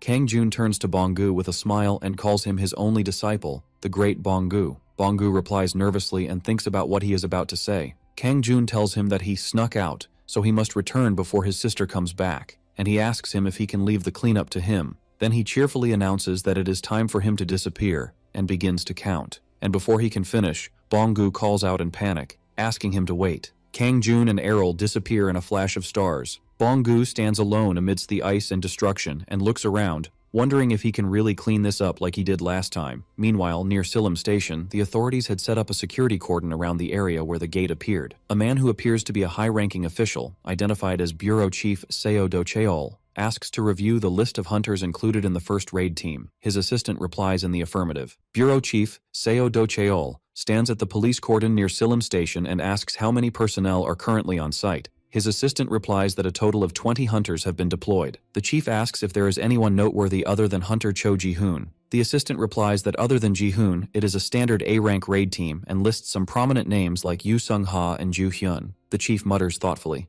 The assistant adds that finally, a promising C-rank rookie was also deployed with the first raid team. The chief asks in surprise about him being C-rank. The assistant explains that he is the rookie who recently subdued an A-rank killer from the Anti-Bureau of Management Union at the Guro Digital Complex Station Gate. The chief remembers that boy. He thinks, wondering about his name, which he has forgotten. Then the chief mutters to himself with regret, commenting that he thought he was very promising and what a shame. The assistant explains that they were deployed before the gate's danger level was fully measured, so their forces were not properly prepared. The chief orders that for the sake of those who bought them time with their sacrifices, they must prevent any secondary damage, no matter the cost. The assistant replies in the affirmative. The chief looks at the glowing red gate in front of him with sorrow and wonders how long he must stand and watch the souls of young people be sacrificed, expressing his extreme weariness of this. Suddenly the gate begins to shrink and fluctuate. The chief thinks in amazement before realizing that the gate is disappearing. The chief wonders to himself if they have actually succeeded. The gate disappears completely, leaving behind a street full of collapsed and injured hunters. The onlookers cheer in amazement, expressing their astonishment at seeing the hunters, and declaring that they did it, and that the disaster-class gate has been cleared. One of the assistants notices a conscious survivor there. The chief and his assistants run towards the exhausted Kim Bong-gu. Bonggu looks at them and mutters with difficulty, continuing that he was just. The assistant confirms to the chief that this is the one, describing Bonggu as the rising C-rank rookie, the devoted son, Hunter Kim Bonggu. A news bulletin appears on the TV, announcing that it has been officially announced that the disaster class gate that appeared near Silom Station around 4 p.m. today has been successfully cleared. The news begins with a report that Chief Seo Do-cheol began his statement by saying that this result was achieved thanks to the hunters who risked their lives and made sacrifices for the peace and well-being of the nation. At Kang Jun's house, he asks his sister Subin when dinner will be ready. Subin replies that it's almost done and asks if he's hungry. Kang Jun replies no, explaining that he's not hungry. Subin tells him that dinner will be ready in a minute and that he should wait. Kang Jun thinks with annoyance and wonders how long he has to continue in this situation. Kang Jun was sitting on the floor playing with his daughter Sol with a cash register toy. Sol shouts enthusiastically, calling her father and demanding that he do it again. Kang Jun asks her wearily if she's not tired of this yet. Sol replies no, asserting that she's having fun. Then Sol asks if her father isn't having fun. Kang Jun replies with a strained voice that he's having fun too. Kang Jun looks at the Dr. Smarty Pants cash register toy in front of him and thinks that of all the toys in the world, why did she have to buy him this abominable thing? He screams in his imagination, wondering if the manufacturer has any idea of the amount of suffering this toy has caused to humanity. Sol announces in a cheerful voice, welcoming the customer. Kang Jun replies with feigned seriousness and asks for 1 carton of milk. Sol tells him the price is 8,000 won. Kang Jun asks her in disbelief if that's for just 1 carton of milk. Sol repeats that the price is 8,000. Kang Jun addresses his daughter seriously, telling her that he admires her sharp sense of profit, but he thinks this price gouging is excessive. He adds that he had hoped she could adjust the price of the milk, even a little. Sol shouts with childish anger, insisting that the price is 8,000. Kang Jun gives up and sighs and takes out the play money, giving her the 8,000 won and saying goodbye. Sol happily takes the money and asks to do it again. Errol, who was watching them silently, looks at Kang Jun, who repeatedly mutters the word. Kang Jun wonders how much time has passed as they have been playing this cash register game for 3 hours straight, repeating the meaningless cycle of buying and returning things hundreds of times. Errol asks Dalsu, who was also watching, if this isn't a truly terrifying scene, and that she never imagined that such a grueling game, requiring such patience and perseverance,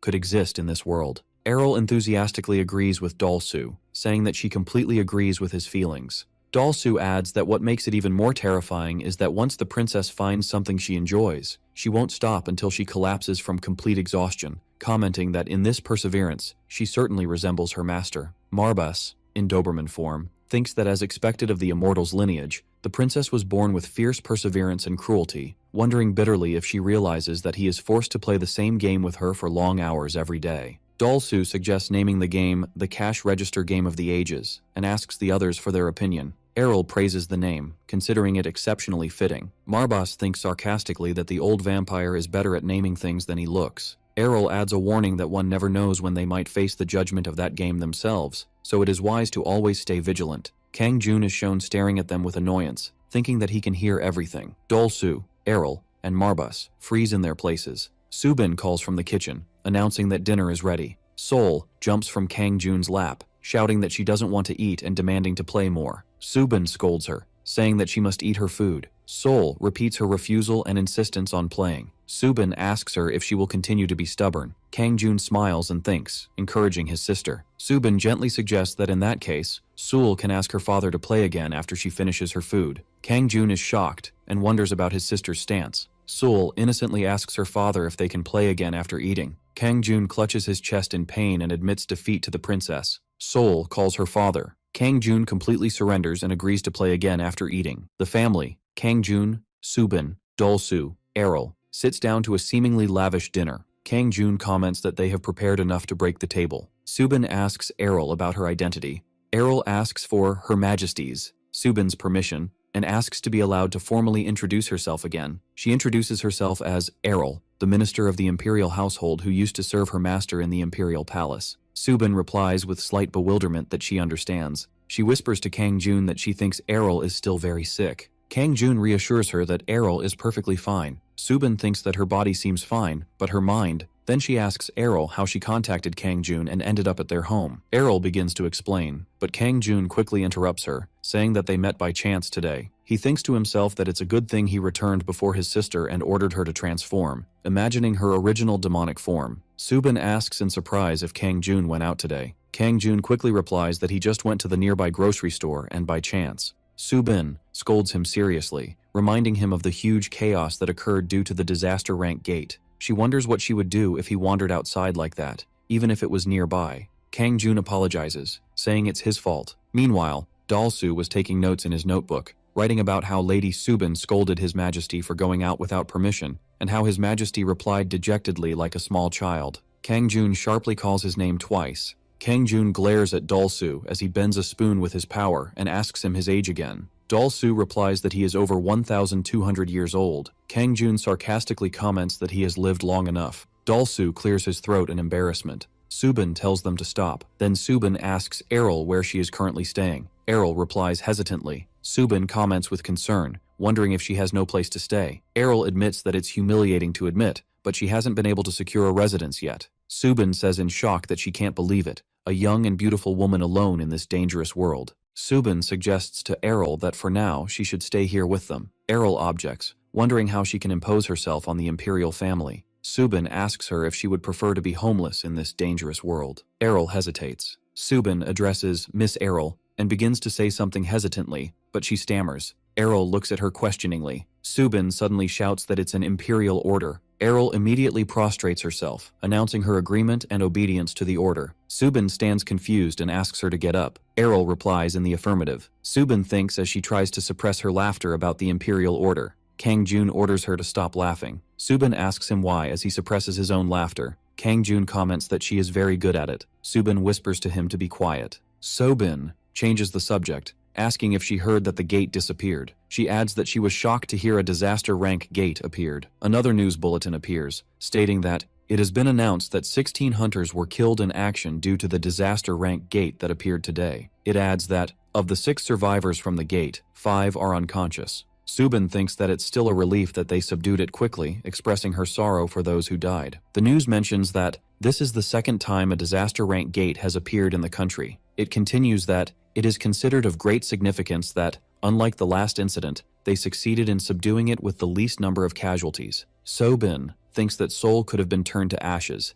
and that many people might have died. Kang Jun reassures her that that will never happen, and not to worry. He assures her that he will protect her and Seoul. Subin watches the news again, where Kim Bong-gu is surrounded by reporters. Subin comments that their Bong-gu is on the news and everything, and that he's really moving up in the world. Kang Jun asks her if that person is the Mr. Bong-gu who visited them recently. Subin confirms, saying that you can tell from how ignorant he is. Subin asks if Mr. Bong-gu is a hunter. Kang Jun confirms it. Subin asks him why he didn't tell her. Kang Jun replies that she didn't ask. Subin apologizes, admitting that he's right. Kang Jun replies that it's nothing. At that moment, Seoul announces that she has finished her food. She enthusiastically asks to play with him again. Kang Jun looks at her in silent shock. Kang Jun gets up from the table, thinking that it has been a long time, but it seems he must issue an order. He calls his followers, Errol and Dalsu, and they reply in the affirmative, asking him to speak. He orders them to find someone and bring them to him. Errol asks for clarification. Kang Jun explains that to satisfy their own greed, they created and distributed the Dr. Genius's calculation playset. He orders them to find the devil who pushed all the parents of this nation into suffering and chaos and bring them before him. Dalsu and Errol reply in the affirmative. Subin thinks that he must really hate that calculation game. She tells Dalsu not to mind what Kang Jun says and adds that she'll see to it. Dalsu thinks worriedly that but his master's orders are absolute. Kang Jun continues to play the cash register game with Seoul. Seoul announces, welcoming the customer. Kang Jun replies in despair. Seoul asks him how she can help him. Kang Jun replies that he wants freedom. Later that night,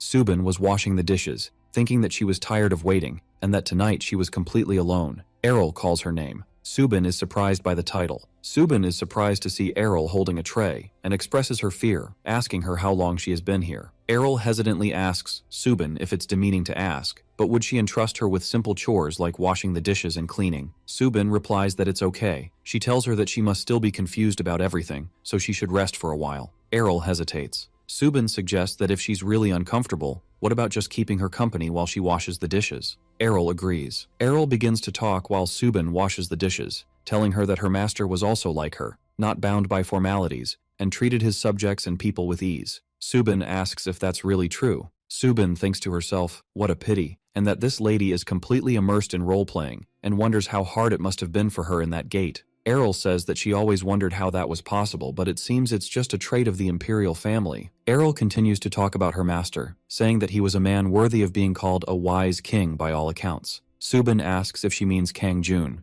Errol confirms this, adding that her master's very existence was the order and law for the entire world. She adds that moreover, he was a much more absolute existence than any religion or god. Subin thinks about the term absolute existence. She remembers Kang Jun playing with Sol, where she gives him 8,001 and he wishes her a good day. Subin thinks and asks Errol if she means Kang Jun. She suppresses a chuckle. Subin says that maybe it's because she's the older sister who practically raised him herself, but she can't comprehend him being a divine being. Errol asks her if that's true. Subin asks if people offered prayers to Kang Jun and all that. Errol confirms this. Subin continues, wondering if there were perhaps a bunch of places like shrines with full statues of him, or busts of him erected everywhere. Errol replies that this is indeed a clever guess from Subin. Errol confirms that as Subin says, countless beings offer prayers and worship her master. She adds that the number of temples built across the continent to serve her master and honor his great achievements exceeds several hundred. Subin comments that this is crazy. Subin wonders if her inspiration was North Korea. Then she asks Errol if there weren't other religions in her kingdom. Errol replies that there were several religions, but all their lines have since become extinct. Subin asks if Kang Jun eliminated all other religions or something like that. Errol denies this, explaining that her master did not suppress other religions. Rather, everyone simply stopped worshipping other gods. Subin asks why. Errol explains that not a single god granted direct salvation. Rather, they only demand endless faith and worship. Subin comments that this is the case for almost all religions. Errol continues, saying that her master, however, personally stepped forward and offered salvation. She adds that he put an end to a war that seemed like it would never stop, and repeatedly protected the continent from foreign invasions. She continues that, moreover, he ruled as an emperor for hundreds of years, achieving great deeds. She concludes that she believes this is the reason why people served the master instead of a god. Errol asserts that he was truly great, and that everyone praised her master, and she believes that was around the time her master reached the peak of a ninth circle necromancer. Subin asks if everyone then hates Kang Jun. Errol asks for clarification on who she is referring to. Subin clarifies that she means the gods, from whom their followers and devotees were stolen. Errol agrees with her, saying that that is correct. She adds that she believes every one of them holds intense envy and jealousy towards her master. Subin says that she knew it. Errol corrects herself, saying that of course that's only assuming their gods actually exist in the first place. Subin's phone rings. She looks at the caller and wonders why the grocery store owner is calling at this hour. She answers the phone and listens, wondering if it's about tomorrow, confirms she understands, tells him to let her know if anything changes, and thanks him for always being so considerate. After ending the call, Subin turns to Dalsu and asks him if he's able to go to an interview tomorrow. She explains that it's the part-time job interview at the grocery store I mentioned, and adds that the owner said it's at 3 p.m. tomorrow. Dalsu is shocked and wonders if this is a part-time job. He thinks excitedly if this is finally the first step towards establishing his master's new kingdom. The next day at the grocery store, the owner, who is looking at a resume, asks if his name is Mr. Choi Dalsu. He thinks that he's been running this store for over 10 years and has conducted hundreds of interviews, but it's the first time he's seen an applicant like this. Dalsu is shown wearing a full formal tuxedo. The owner asks him his name. Dalsu replies enthusiastically. The owner asks him if he doesn't feel hot. Dalsu asserts that he doesn't feel hot at all and that he's perfectly fine. The owner tells him that he doesn't need to be so nervous. He thinks that it's just a part-time job interview, so why is he overreacting like this? Dalsu replies that he's not nervous at all. The owner apologizes for suddenly moving up the interview time. He explains that because of what happened yesterday, all the current part-time workers resigned. The owner continues that he heard a little about Dalsu's situation from Sobin. He mentions that she told him that he has been showing signs of amnesia since his return from the gate. Dalsu loudly confirms that this is correct. The owner tells him to really calm down now. He thinks that he's sweating like a waterfall and wonders why he's acting so anxious. Dalsu thinks to himself that this is his first mission in this earthly dimension and that he must succeed no matter what. He remembers that his status here is just a slave. The owner explains that even if he starts, the morning shift is very slow, so it won't be difficult or anything. He adds that the tasks at most are just customer service, stocking, and cleaning. Dalsu suddenly bows deeply and vows loudly that if he is given this opportunity, until his bones turn to dust and his body crumbles, he will put his heart and soul into it. The owner backs away startled and thinks that he scared him. The owner tells Dalsu that he doesn't need to go that far. He adds that he just shouldn't be late or miss shifts. Dalsu jumps from his chair, shouting and asking for just one chance,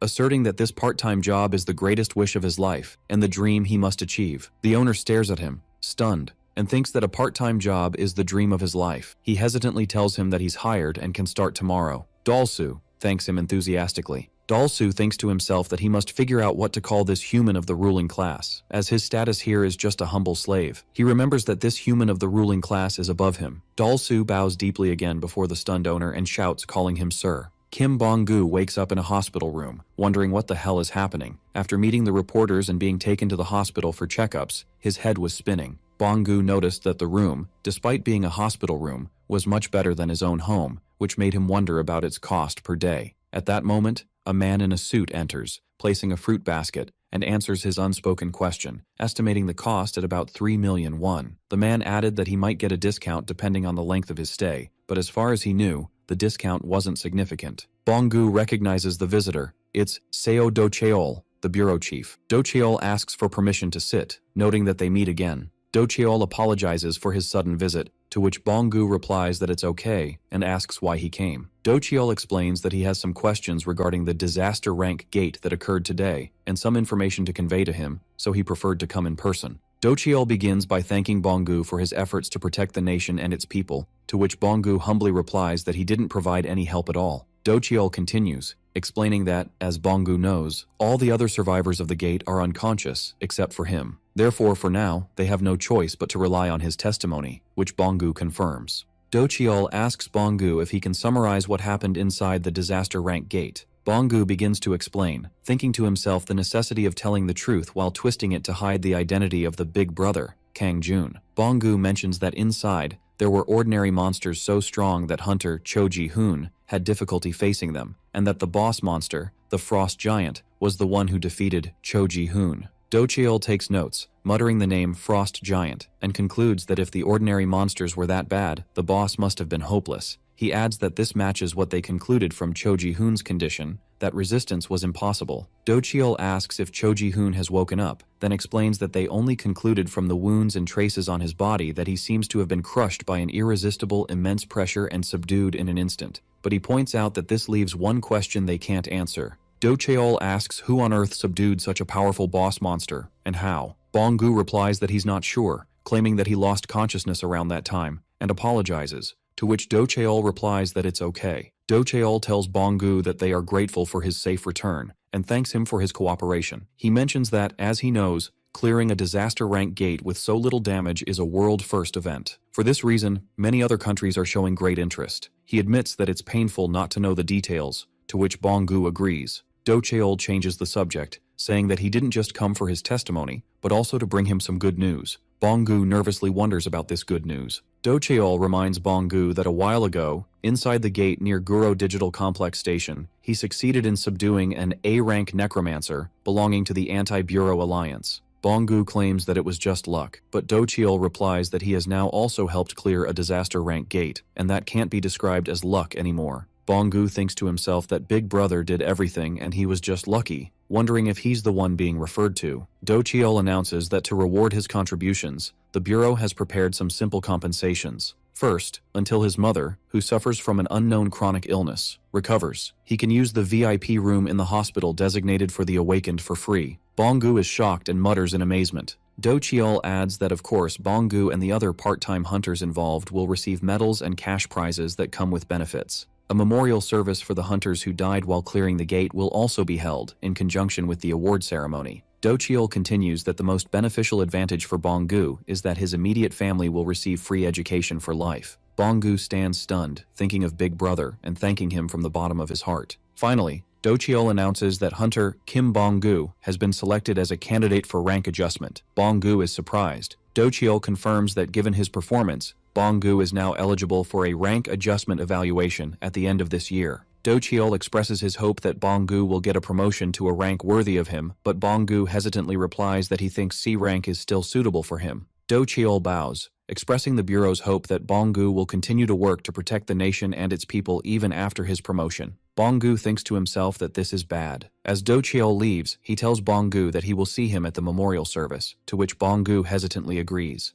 Bong-gu remains alone in his room, lost in thought. Elsewhere, on a rooftop at night, two mysterious figures are talking. One tells the other that he has obtained the information he needs. The other asks him what he was told. The first explains that in a few days, a memorial and award ceremony for the disaster rank gate will be held. When his companion asks about its significance, he replies that this seems like the best day to carry out their plan, in front of everyone. The other understands the plan and clarifies that they will kidnap the target, Bonggu, and expose the Bureau's incompetence to the world. The first confirms this. The second adds that they will then try to persuade the target to join the anti-Bureau alliance. The first concludes that if that fails, they will kill them. In a later scene, Kim Bong-gu arrives carrying bags at Kang Jun's apartment. Bong-gu is surprised to see Errol, saying that they meet again, and thinks that she's that lady from before. Errol, who is holding a food whisk, orders him to be silent. Bong-gu seems confused and asks what she's talking about. Dol-su appears laughing. Bong-gu mutters, wondering why. Dol-su tells him not to be discouraged, explaining that Lady Errol never deigns to speak with those weaker than her. Kim Bong-gu notices Dol-su's vest and asks him where he got the store vest. Dol-su laughs, saying that Bong-gu has a keen eye and that his guess is correct. Bong-gu asks if he picked it up from a clothing donation box. Dol-su is shocked and coughs. Suddenly, Dol-su clears his throat and bows, welcoming Bong-gu as a customer and asking if he's looking for anything in particular. Bong-gu wonders why he's acting so strange. Dol-su proudly announces that as Bong-gu can see, as of today he is working as a part-time employee for the morning shift on weekdays at the nearby GU store. Bong-gu hesitantly congratulates him. Bong-gu thinks to himself, remembering that Dol-su mentioned he had a job interview, but he wonders if he'll do the job properly. Bong-gu spots Kang Jun standing on the balcony and asks him why the hell he's locked up there. Kang Jun replies that there's a sad legend behind how he got trapped on this balcony, leaving Bong-gu confused. Inside, Sol was sitting on a small chair, watching. Sol tells her uncle, Bong-gu, that daddy is a thief and so he went to jail. Bong-gu asks her if she's playing cops and robbers with her father. Sol enthusiastically confirms this, then adds that uncle is a thief too, so he's going to jail. Bong-gu is bewildered. From the balcony, which has now come to resemble a cell door, Kang Jun asks Bong-gu what he's doing and orders him to come in. He welcomes him, saying that he welcomes him and that it's his first time in jail, and reassures him that people live there too. Bong-gu now stands inside the balcony with Kang Jun and comments that Big Brother is really into the game, and asks him if he's been locked up here for a long time. Kang Jun asks what time it is. Bong-gu guesses it's around 4 p.m. Kang Jun concludes that then it's been about 3 hours since he was locked up after lunch. Bong-gu shouts in shock, wondering if it's been 3 hours. Kang Jun explains that Sol at least lets him out to use the bathroom, commenting that she's very flexible. Kang Jun asks Bong-gu why he's visiting today. Bong-gu replies that he came to give him a report, as he was in the hospital yesterday and has just returned. Kang Jun asks him why he was in the hospital and if he was injured, pointing out that he seemed fine. Bong-gu replies that it was complicated. Bong-gu continues, saying that in any case this case was also quietly closed. He thinks to himself that he might have caused a huge misunderstanding, but things will be fine. Kang Jun replies that it's good work. Bong-gu continues to say that he actually has a favor to ask of him. Kang Jun asks him what kind of favor. Bong-gu explains what happened with the bureau chief, and mentions that at the end of the year, he has to take a rank promotion evaluation. Kang Jun guesses that Bong-gu is worried he'll look pathetic. Bong-gu bows deeply, confirming this and begging for his help. Kang Jun asks him how he can help, and if he should cheer him on or what. Bong-gu explains that he doesn't mean that, but was wondering if Kang Jun would train him in the meantime, perhaps he could make some progress. Kang Jun asks Bong-gu to think logically for a second. Kang Jun asks Bong-gu if he thinks cramming, intensive last-minute training, will turn a 0 into 100. Bong-gu hesitates. Kang Jun corrects himself, saying that but perhaps he can raise his score by 10 points. Bong-gu asks in surprise about the 10 points. Kang Jun confirms it. He explains that the fool they met before, the necromancer, is probably worth about 10 points. Bong-gu asks worriedly if he's talking about the necromancer from the anti-Bureau alliance that he defeated last time. Kang Jun replies that it's him. Kang Jun smiles and says that fool he met at the gate is worth 10 points at most, and asks him if that's enough. Bong-gu shouts enthusiastically that that's more than enough. In fact, it's too much. Kang Jun replies that really, and tells him to come to his house tomorrow at exactly 8 a.m. to start. Bong-gu bows repeatedly, thanking him warmly. Bong-gu suddenly remembers something else and says that he heard there's a big memorial service and award ceremony before the promotion exam. He explains that it's an event to honor the hunters who died while clearing the gate, and to give medals to the part-time hunters who helped. Bong-gu tells Kang Jun that all of this is thanks to him, and that if he gets any money as a reward, he'll give it all to him. Suddenly, Dol-su appears at the balcony door, waving his hands, which startles Bong-gu. Dol-su enthusiastically congratulates Bong-gu, saying that it seems he's finally on the path to success. He adds that Bong-gu will receive a Medal of Merit in front of everyone, wondering what else this could be but success. Dolsu encourages Bonggu to take a lot of pictures with his sister and show them to his mother when she recovers. Bonggu, scratching his head, explains that he thinks he'll have to go alone because his sister's college entrance exam is also coming up, and adds that his mother would rather see his sister get into a good college than see pictures of the ceremony. Kang Jun asks him if he's going alone, to which Bonggu confirms. Kang Jun thinks about it, remembering that he was always alone too. His older sister was the breadwinner of the family, and she always seemed so busy and tired that he couldn't even ask her to come to his graduation ceremony. Kang Jun crosses his arms and tells Bonggu that he'll go with him. Bonggu is surprised, so Kang Jun explains that it's lonely to be alone on a special day. Kim Bonggu thanks Kang Jun warmly, saying that he didn't have to offer to accompany him. Kang Jun replies that if he's that grateful, he should show something tangible instead of just talking. Bonggu remembers something and says that's why on the day of the award ceremony. Then he shouts in surprise, as he presents a gift. Sol shouts enthusiastically the name Princess Sophie. Bonggu explains that she's Sol's favorite princess in the whole world, confirming that uncle, he, brought her for her. Sol shouts with joy and tells her uncle, Bonggu, that she wants to play with Princess Sophie. Bonggu bows and asks her if they'll play together, to which Sol jumps and replies in the affirmative. As Bonggu and Sol begin to play with the new toy, Kang Jun, who is still on the balcony, calls out to the princess, wondering about his fate. Sol mutters thoughtfully. Then she ignores him and heads towards her small pink chair, climbs onto it, and sits comfortably. Sol crosses her arms and sternly declares that thieves go to jail. Kang Jun protests, from off-screen, that he didn't steal anything in the first place. Kang Jun, from his prison on the balcony, surrounded by a dark aura, shouts at Bonggu, calling him a cowardly scoundrel for bribing the prison guard, Sol. Bonggu, who is still playing, asks what he means by bribe. Bonggu corrects him with a smile, saying that he should call it bail. Kang Jun shouts in protest. Bonggu waves goodbye to him, saying that he'll see him on the day of his release, whenever that may be, while Kang Jun screams his name. Suddenly Kang Jun stops and his expression changes, muttering a question. He asks seriously about this feeling. He thinks to himself that he feels a very faint mana, and he wonders where it's coming from. Elsewhere, in a park, a man sits on a bench and says that communications have been cut. His female companion asks him why, and the man explains that the spy bug he sent has been destroyed. He concludes that the target, Kim Bonggu, has noticed that he's being watched, and that Kim Bonggu, the devoted son, is definitely not an ordinary person. The man, who is revealed to be Kim Do-hoon, ranked 8th in the Anti-Bureau Alliance, continues that despite Bonggu being C rank, he eliminated the necromancer they worked so hard to train without a single scratch. He believes that if they can recruit him, he will be a huge addition to their forces. His companion, Lee Heeji, ranked 12th and a torture specialist, says while eating ice cream that she hopes the target will resist and not give up until the end. She adds that it would be better if he was just a pathetic person who thinks he's a hero. That way they can have fun playing with him, and when they get bored, they simply kill him. Do-hoon comments that they underestimated the target. His ability to notice a spy bug operating on minimal mana means his mana sensitivity is no less than S rank or higher. Heeji laughs, saying that this will be fun. Do-hoon adds that his physical specs and combat abilities are probably at least at the level of an A-rank hunter. Do-hoon decides to return for now. He and Heeji leave through a teleportation gate. The next day, Kang Jun presents Bonggu with a set of training weights and orders him to wear them all the time from now on. Bonggu asks what they are, to which Kang Jun sarcastically asks if he can't tell just by looking and advises him to read a book or something. Kang Jun asks Bonggu if he hasn't seen Dragon Ball and points out how Son Goku would wear heavy training clothes, then take them off to move at insane speeds when things got serious.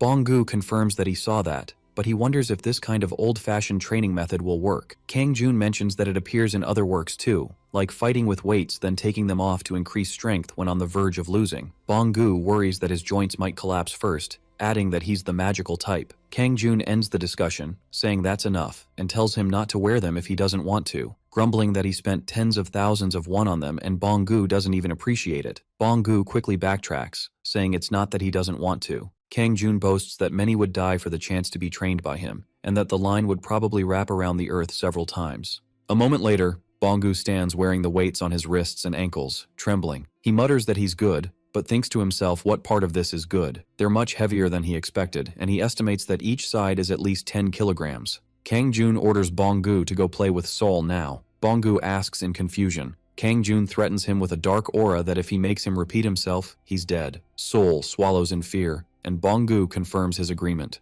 Bonggu bends down to play with Sol, groaning from his back, and noticing that the weights get heavier when he bends down. He asks Sol if she wants to play with him, to which she enthusiastically replies that she'd love to. Bong-gu asks her what she wants to play. Sol enthusiastically points to the cash register toy, saying she wants to do this. Bong-gu sweats and realizes that it's the eternal calculation game that the master, Dalsu, mentioned. Bong-gu hesitantly agrees and sits down to play while trembling. Bong-gu finds it extremely difficult to lift a small toy piece while trembling and thinks that it's so heavy. He wonders if just sitting and lifting these things is this difficult, feeling that his arm is about to break, and asks himself if he's really this weak. Bong-gu, still wearing the weights, feels desperate. He thinks about the long time he spent in the game, 8,000 years, and wonders how with such a weak body he can support his family and get an elixir to cure his mother. Hours later, Bong-gu collapses on the floor, exhausted. Soli announces that she doesn't want to play the cash register game anymore. Bong-gu thinks that it's finally over and asks if he can rest now, but Sol replies that she wants to play a different game now, which shocks Bong-gu. The magical girl in pain game begins. Sol, holding a magic wand, chants her spell and orders the villain, Bong-gu, to fall, then orders him to get up and fight again. The game continues with Sol ordering the villain to fall repeatedly, while Bong-gu collapses and begs her. Then they move on to the plane of terror that even dragons tremble from game, where Bong-gu lifts Sol into the air while trembling under the weight of the weights. This is followed by the terrifying rocking horse that even the horses of hell tremble from game, where Bong-gu is forced to act as a horse for Sol. Finally, they play the demonic centrifuge game, where Bong-gu spins Sol around as she screams with excitement. After babysitting, the housework training begins. While Sol is sleeping on the floor, Bong-gu, still wearing the weights, receives orders from Kang-jun, off-screen, to wipe the grease stains off the gas stove, then do the laundry, separating whites from darks, and when everything is done, clean the house too. Bong-gu replies exhaustedly to each command. One day passes like this, where Bong-gu is seen folding laundry, playing with Sol, mopping floors, cleaning windows, and using the vacuum cleaner, all while weighed down by the weights. 1 week later, Bong-gu looks completely exhausted. He thinks that his body is getting more exhausted every day, and he tries to convince himself that Big Brother must have a reason, wondering if he's testing his patience and perseverance. Suddenly, Bong-gu feels that something is strange. He realizes that no matter how he thinks about it, this training seems strange. He remembers similar stories, like a trainee chef who is only allowed to prepare ingredients for years, or a cartoon assistant who only practices drawing lines for years. Bong-gu concludes that these stories are common, and enthusiastically concludes that, as expected, Big Brother was testing his limits. Another week later, Kang-jun calls Bong-gu, pointing out that the end of the month has already arrived. Kang-jun asks Bong-gu about the date of the promotion exam. Bong-gu replies that he mentioned it was in early December, which means there are about 2 months left. Kang-jun mutters to himself that time has flown by and that he has messed around too much, and that he now really needs to start the real training. Then Kang-jun asks Bong-gu about the date of the memorial and award ceremony. Bong-gu checks and says that he mentioned October 1st, which means it's tomorrow. Kang-jun decides that they will attend the ceremony tomorrow. Then they will start the real training. Bong-gu asks enthusiastically if this means he has finally passed the test. Kang-jun is surprised. Bong-gu boasts that he is sharp and wouldn't have survived all this time if he wasn't, claiming that he knew all along. Bong-gu confidently asserts that Kang-jun was testing his patience and perseverance for the past 2 weeks. Kang-jun hesitantly replies that you could say that, but thinks to himself that he only did it for fun. Kang-jun pats Bong-gu on the shoulder, telling him that he has worked hard so far. He tells him to get ready to start tomorrow, thinking to himself that he'll let him believe what he wants. Meanwhile, in the apartment, Marbus sits in puppy form on his cushion, thinking angrily about the immortal, the demonic scoundrel. At the same time, in Anseong-si, Gyeonggi-do, Kim Do-hoon sits with members of the Anti-Bureau Alliance. Lee Hee-ji approaches him and says that the grand plan is almost here, and asks him enthusiastically if he's excited too. Do-hoon replies that the target is strong. Hee-ji smiles and says she knows, and that's why she's excited. Do-hoon looks at their assembled forces and announces their plan. They will do it tomorrow. They will wait for the award ceremony to begin, and the moment the target Kim Bong-gu, the devoted son, steps onto the stage, they will cause chaos, kidnap him, and disappear. On the day of the ceremony,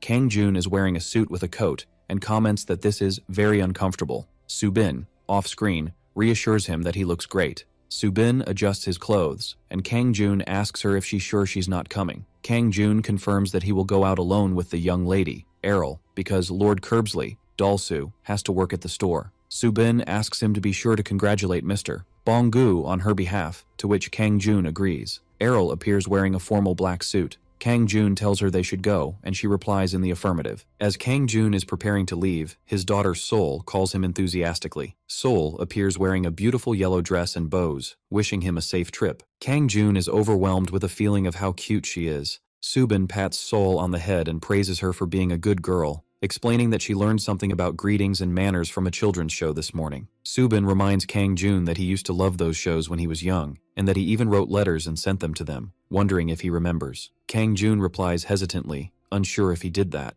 Kang Jun pats Sol on the head and tells her that Daddy is leaving now. Kang Jun reflects to himself how warm it feels to have someone wish him a safe trip. Kang Jun and Errol arrive at the crowded ceremony venue. Kang Jun hears a child ask his mother if they don't have to hide anymore. His mother reassures him, saying of course not, as all the brave hunters have defeated the scary monsters. The child shouts enthusiastically that he wants to become a hunter too so he can fight monsters. Kang Jun watches the scene silently. Kang Jun thinks that this is a peaceful scene, and that at first he thought people were just indifferent to the danger. But he realizes that they are actually pretending to believe that the hunters will keep them safe, and just hoping that the bad luck they see in the news won't happen to them, and are acting out a peace that has already been stolen. Kang Jun mutters to himself, "What a damn corrupt world." Bong-gu, who is also wearing a suit, asks him in surprise what he said. Kang Jun replies that it's nothing, then asks him, looking at the number of attendees, if this is a very big event. Bong-gu confirms this, explaining that the suppression of this disaster-class gate was a historic achievement for humanity, as it was the first time a gate of this type was suppressed with minimal damage, and it is said that famous hunters will also be attending. Because of that,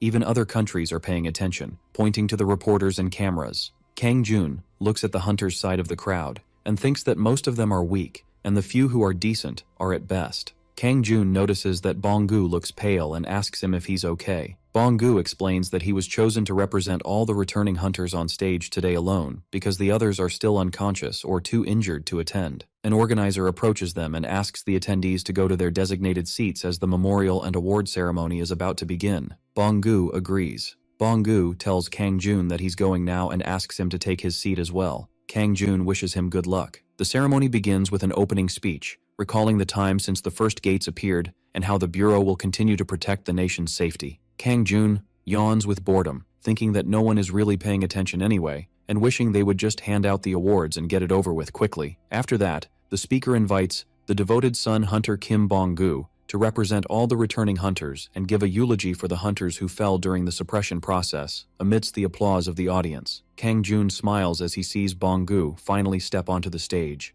Bong-gu nervously walks towards the podium. Kang Jun notices that he looks like a robot up there. Suddenly, Kang Jun's expression changes. He feels killing intent. Irel notices it too and calls out to her master. Irel says that it seems someone is planning something evil. Kang Jun agrees with her. Kang Jun sits back in his chair, thinking and wondering who is trying to start something here. Kang Jun once again remembers the words of the child who wondered if they had to hide, and thinks that hearing that again now bothers him. He concludes that these planners must be the type who take what they want by force, and that their goal is clear enough. Kang Jun thinks that this has nothing to do with him, but he remembers Sol's face as she wished him a safe trip. Kang Jun decides that he doesn't like this. Errol calls him master. He adds that he hates pretending to be some kind of hero. He thinks that if anything happens, the hunters will intervene. However, Kang Jun remembers the family dinner and wishes that Sol would at least be smiling at dinner tonight. Kang Jun suddenly stands up amidst the audience, thinking that he can't really just sit and watch. People around him wonder what he's doing. One complains that he's blocking the view. Another asks why he suddenly stood up, and someone tells him to sit down already. Kang Jun turns to Errol and addresses her as Minister of the Interior, asking her to listen carefully. She replies in the affirmative. Kang Jun orders her that from this moment on,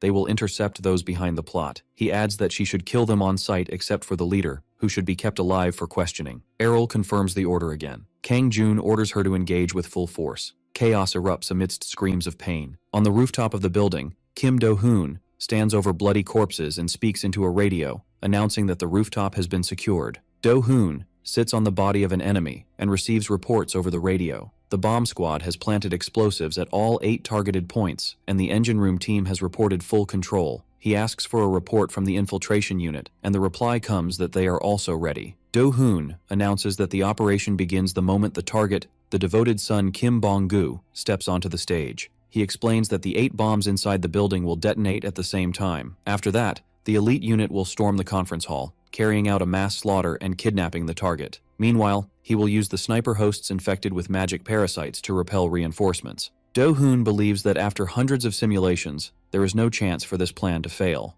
Do-hoon sees the target step onto the stage and says that it starts now. Suddenly, he hears a voice over the radio screaming, wondering who's there and demanding to be identified. Do-hoon asks worriedly what's happening, wondering if the infiltration team has been discovered. He hears the voice of someone else begging for mercy. Do-hoon realizes that this is the voice of the engine room team and orders them to report. He hears loud screams of terror over the radio and the voice of someone shouting for help and another warning everyone to run. Do-hoon tries to contact the engine room team again, shouting for a report on their status, but he only hears static. A report comes in that the explosives team has been almost wiped out and all the bombs have been defused. Do-hoon is shocked. He holds his head in anger, unable to believe that every elite team carefully selected for this mission has been eliminated or has had its communication cut in less than a minute. He wonders what the hell is happening. Do-hoon analyzes the situation. The first to be hit was a decoy agent disguised as an event staff member near the hall. Each floor of the building is about 20,000 pyong. Getting from the hall to the engine room must take at least several minutes, and even more if they were moving cautiously. Do-hoon recalls the voices he heard over the radio, of pleas and screams. He wonders if the Bureau has discovered them, but he dismisses that, saying it's not their style. He thinks that discovering the infiltration team first means that multiple groups were moving simultaneously, but he asserts that this is not the Bureau's style. The Bureau always prioritizes capture, and even if they had discovered the plan, they wouldn't have responded so violently. So he asks himself who the perpetrator is. Lee Hee-ji suddenly appears beside him, saying that it seems they have an uninvited guest too. Do-hoon demands a detailed report from her. Hee-ji cheerfully asks if she can kill this lady. Do-hoon asks her in surprise which lady she's talking about, and if there's a woman on the assault team. Hee-ji confirms this, describing her as very beautiful and that she wants to play with her for a long time. Do-hoon shouts, warning her to wait, realizing that her opponent is insanely strong. Hee-ji ignores him and says she'll report back after she's taken care of her, then cuts off the communication. Do-hoon tries to stop her, asking how many enemies are there. Hee-ji replies before cutting off the communication that there's only one, for now. Do-hoon realizes that they've also lost contact with the assault team in the aquarium on the lower floor. He thinks in shock how one person could eliminate the assault team and corner Lee Hee-ji. He wonders who the hell this person is. He wonders if he should go to support them and tries to contact the radio again, asking if anyone can hear him. A voice comes over the radio confirming that he can hear him. Do-hoon asks angrily about his identity. The sarcastic voice over the radio, clearly Kang Jun, asks if he means to be killed by him. Do-hoon's terror widens as he falls into darkness. Kang Jun's voice tells him to go ahead and try. Elsewhere inside the building, Lee Hee-ji moves away from Errol amidst dark corpses scattered on the floor. Hee-ji wonders in surprise how this lady can be so insanely strong. The other members of the assault team prepare to attack, and one suggests that they take care of her first and then report later, shouting to take down at least one for now. Hee-ji asks Errol exactly who she is. Errol replies that she is Errol, Minister of the Imperial Household, and expresses her deep gratitude to Hee-ji for her recklessness. Errol explains that thanks to her, she can finally be of use to her master again after a very long time. Hee-ji thinks that she's never heard this name before and wonders if she's a foreign hunter with this name. Errol says that in gratitude she will remember her name. Errol asks her for her name, adding that she will flip out when she hears it. Hee-ji introduces herself as Lee Hee-ji, interrogation technician, and asks if the name is familiar. She adds that she's very skilled at torture herself. Errol criticizes Hee-ji's bad behavior, saying that it seems she's late for etiquette training. She announces that she will personally teach her. Hee-ji is shocked.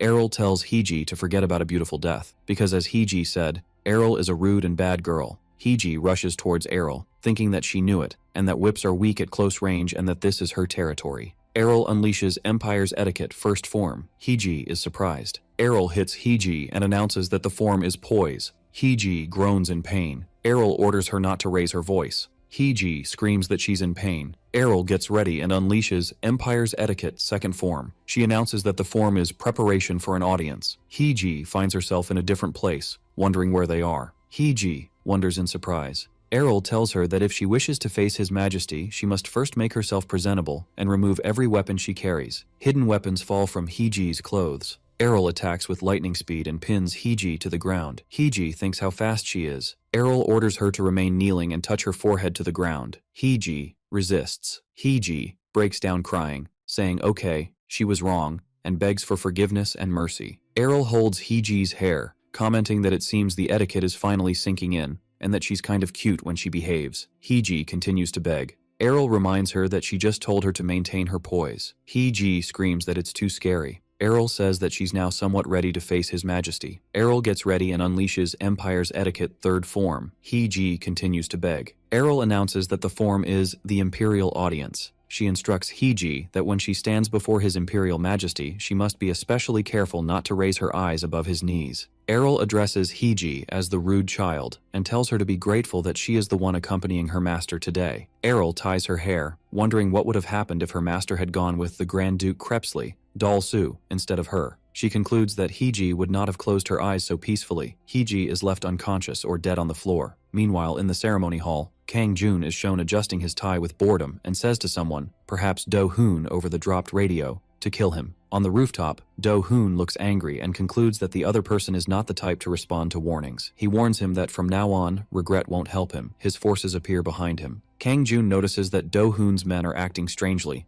and realizes that there are bugs controlling them. Kang-jun asks Do-hoon if he was the one who sent the bugs to his home, and he wonders why he did that. Do-hoon concludes then that Kang-jun is the one who killed the mana parasite. Kang-jun tells Do-hoon that he will die several times until he talks. Do-hoon replies that Kang-jun still doesn't understand the situation and orders him to die as he is. Do-hoon's men open fire heavily, but Kang-jun suddenly disappears, leaving a shocked Do-hoon wondering where he went. Kang-jun suddenly appears in front of the terrified Do-hoon and asks him mockingly what he's waiting for. Didn't he say he would kill him? Kang-jun tells him to consider his men's bodies a gift and to make use of them, adding that he doesn't like to get his hands dirty. Do-hoon feels intense pain from the overwhelming mana and his nose bleeds, realizing that the parasites he had spread have disappeared in an instant. Do-hoon is terrified by the amount of immense mana and finds the surrounding scene transforming into a hellish red landscape. Do-hoon wonders in disbelief what is happening before countless glowing red eyes appear in the darkness. Do-hoon discovers that these eyes belong to skeletons and realizes that they are not the usual kind, but on a completely different level he has never heard of before. He concludes that whoever can command such skeletons must be a high-class necromancer. Do-hoon becomes even more confused, wondering how a necromancer can hit so hard and move so fast. Do-hoon feels desperate from the endless and suffocating mana and admits that it's over, as the power gap is so huge that resistance is futile. Do-hoon hears Kang-jun's voice asking him if he's scared. Kang-jun appears before the kneeling and exhausted Do-hoon and asks him if this feeling makes death seem easier. Kang-jun tells him that it's very unfortunate because he won't let him die peacefully. The confused Do-hoon asks him what he means. Kang-jun explains that he will continue to bring him back to life over and over again until he gets every answer he wants. Kang-jun tells Do-hoon that seeing is believing and invites him to taste it. Do-hoon screams in pain as Kang-jun kills him, telling him to go now and he'll see him in a bit. Do-hoon suddenly wakes up, panting, not believing what happened, as he was sure he had died. Kang-jun orders him to open his eyes and asks him with a sarcastic smile how his first death was. Kang-jun comments that it wasn't fun and that this is exactly what the bodies that Do-hoon gifted him felt. Kang-jun asks Do-hoon if he's now ready to confess everything and get some rest. Do-hoon mutters a refusal, so Kang-jun interrupts him, concluding that once wasn't enough. In that case, Kang-jun suggests that he will continue to kill him and bring him back to life until Do-hoon decides to talk.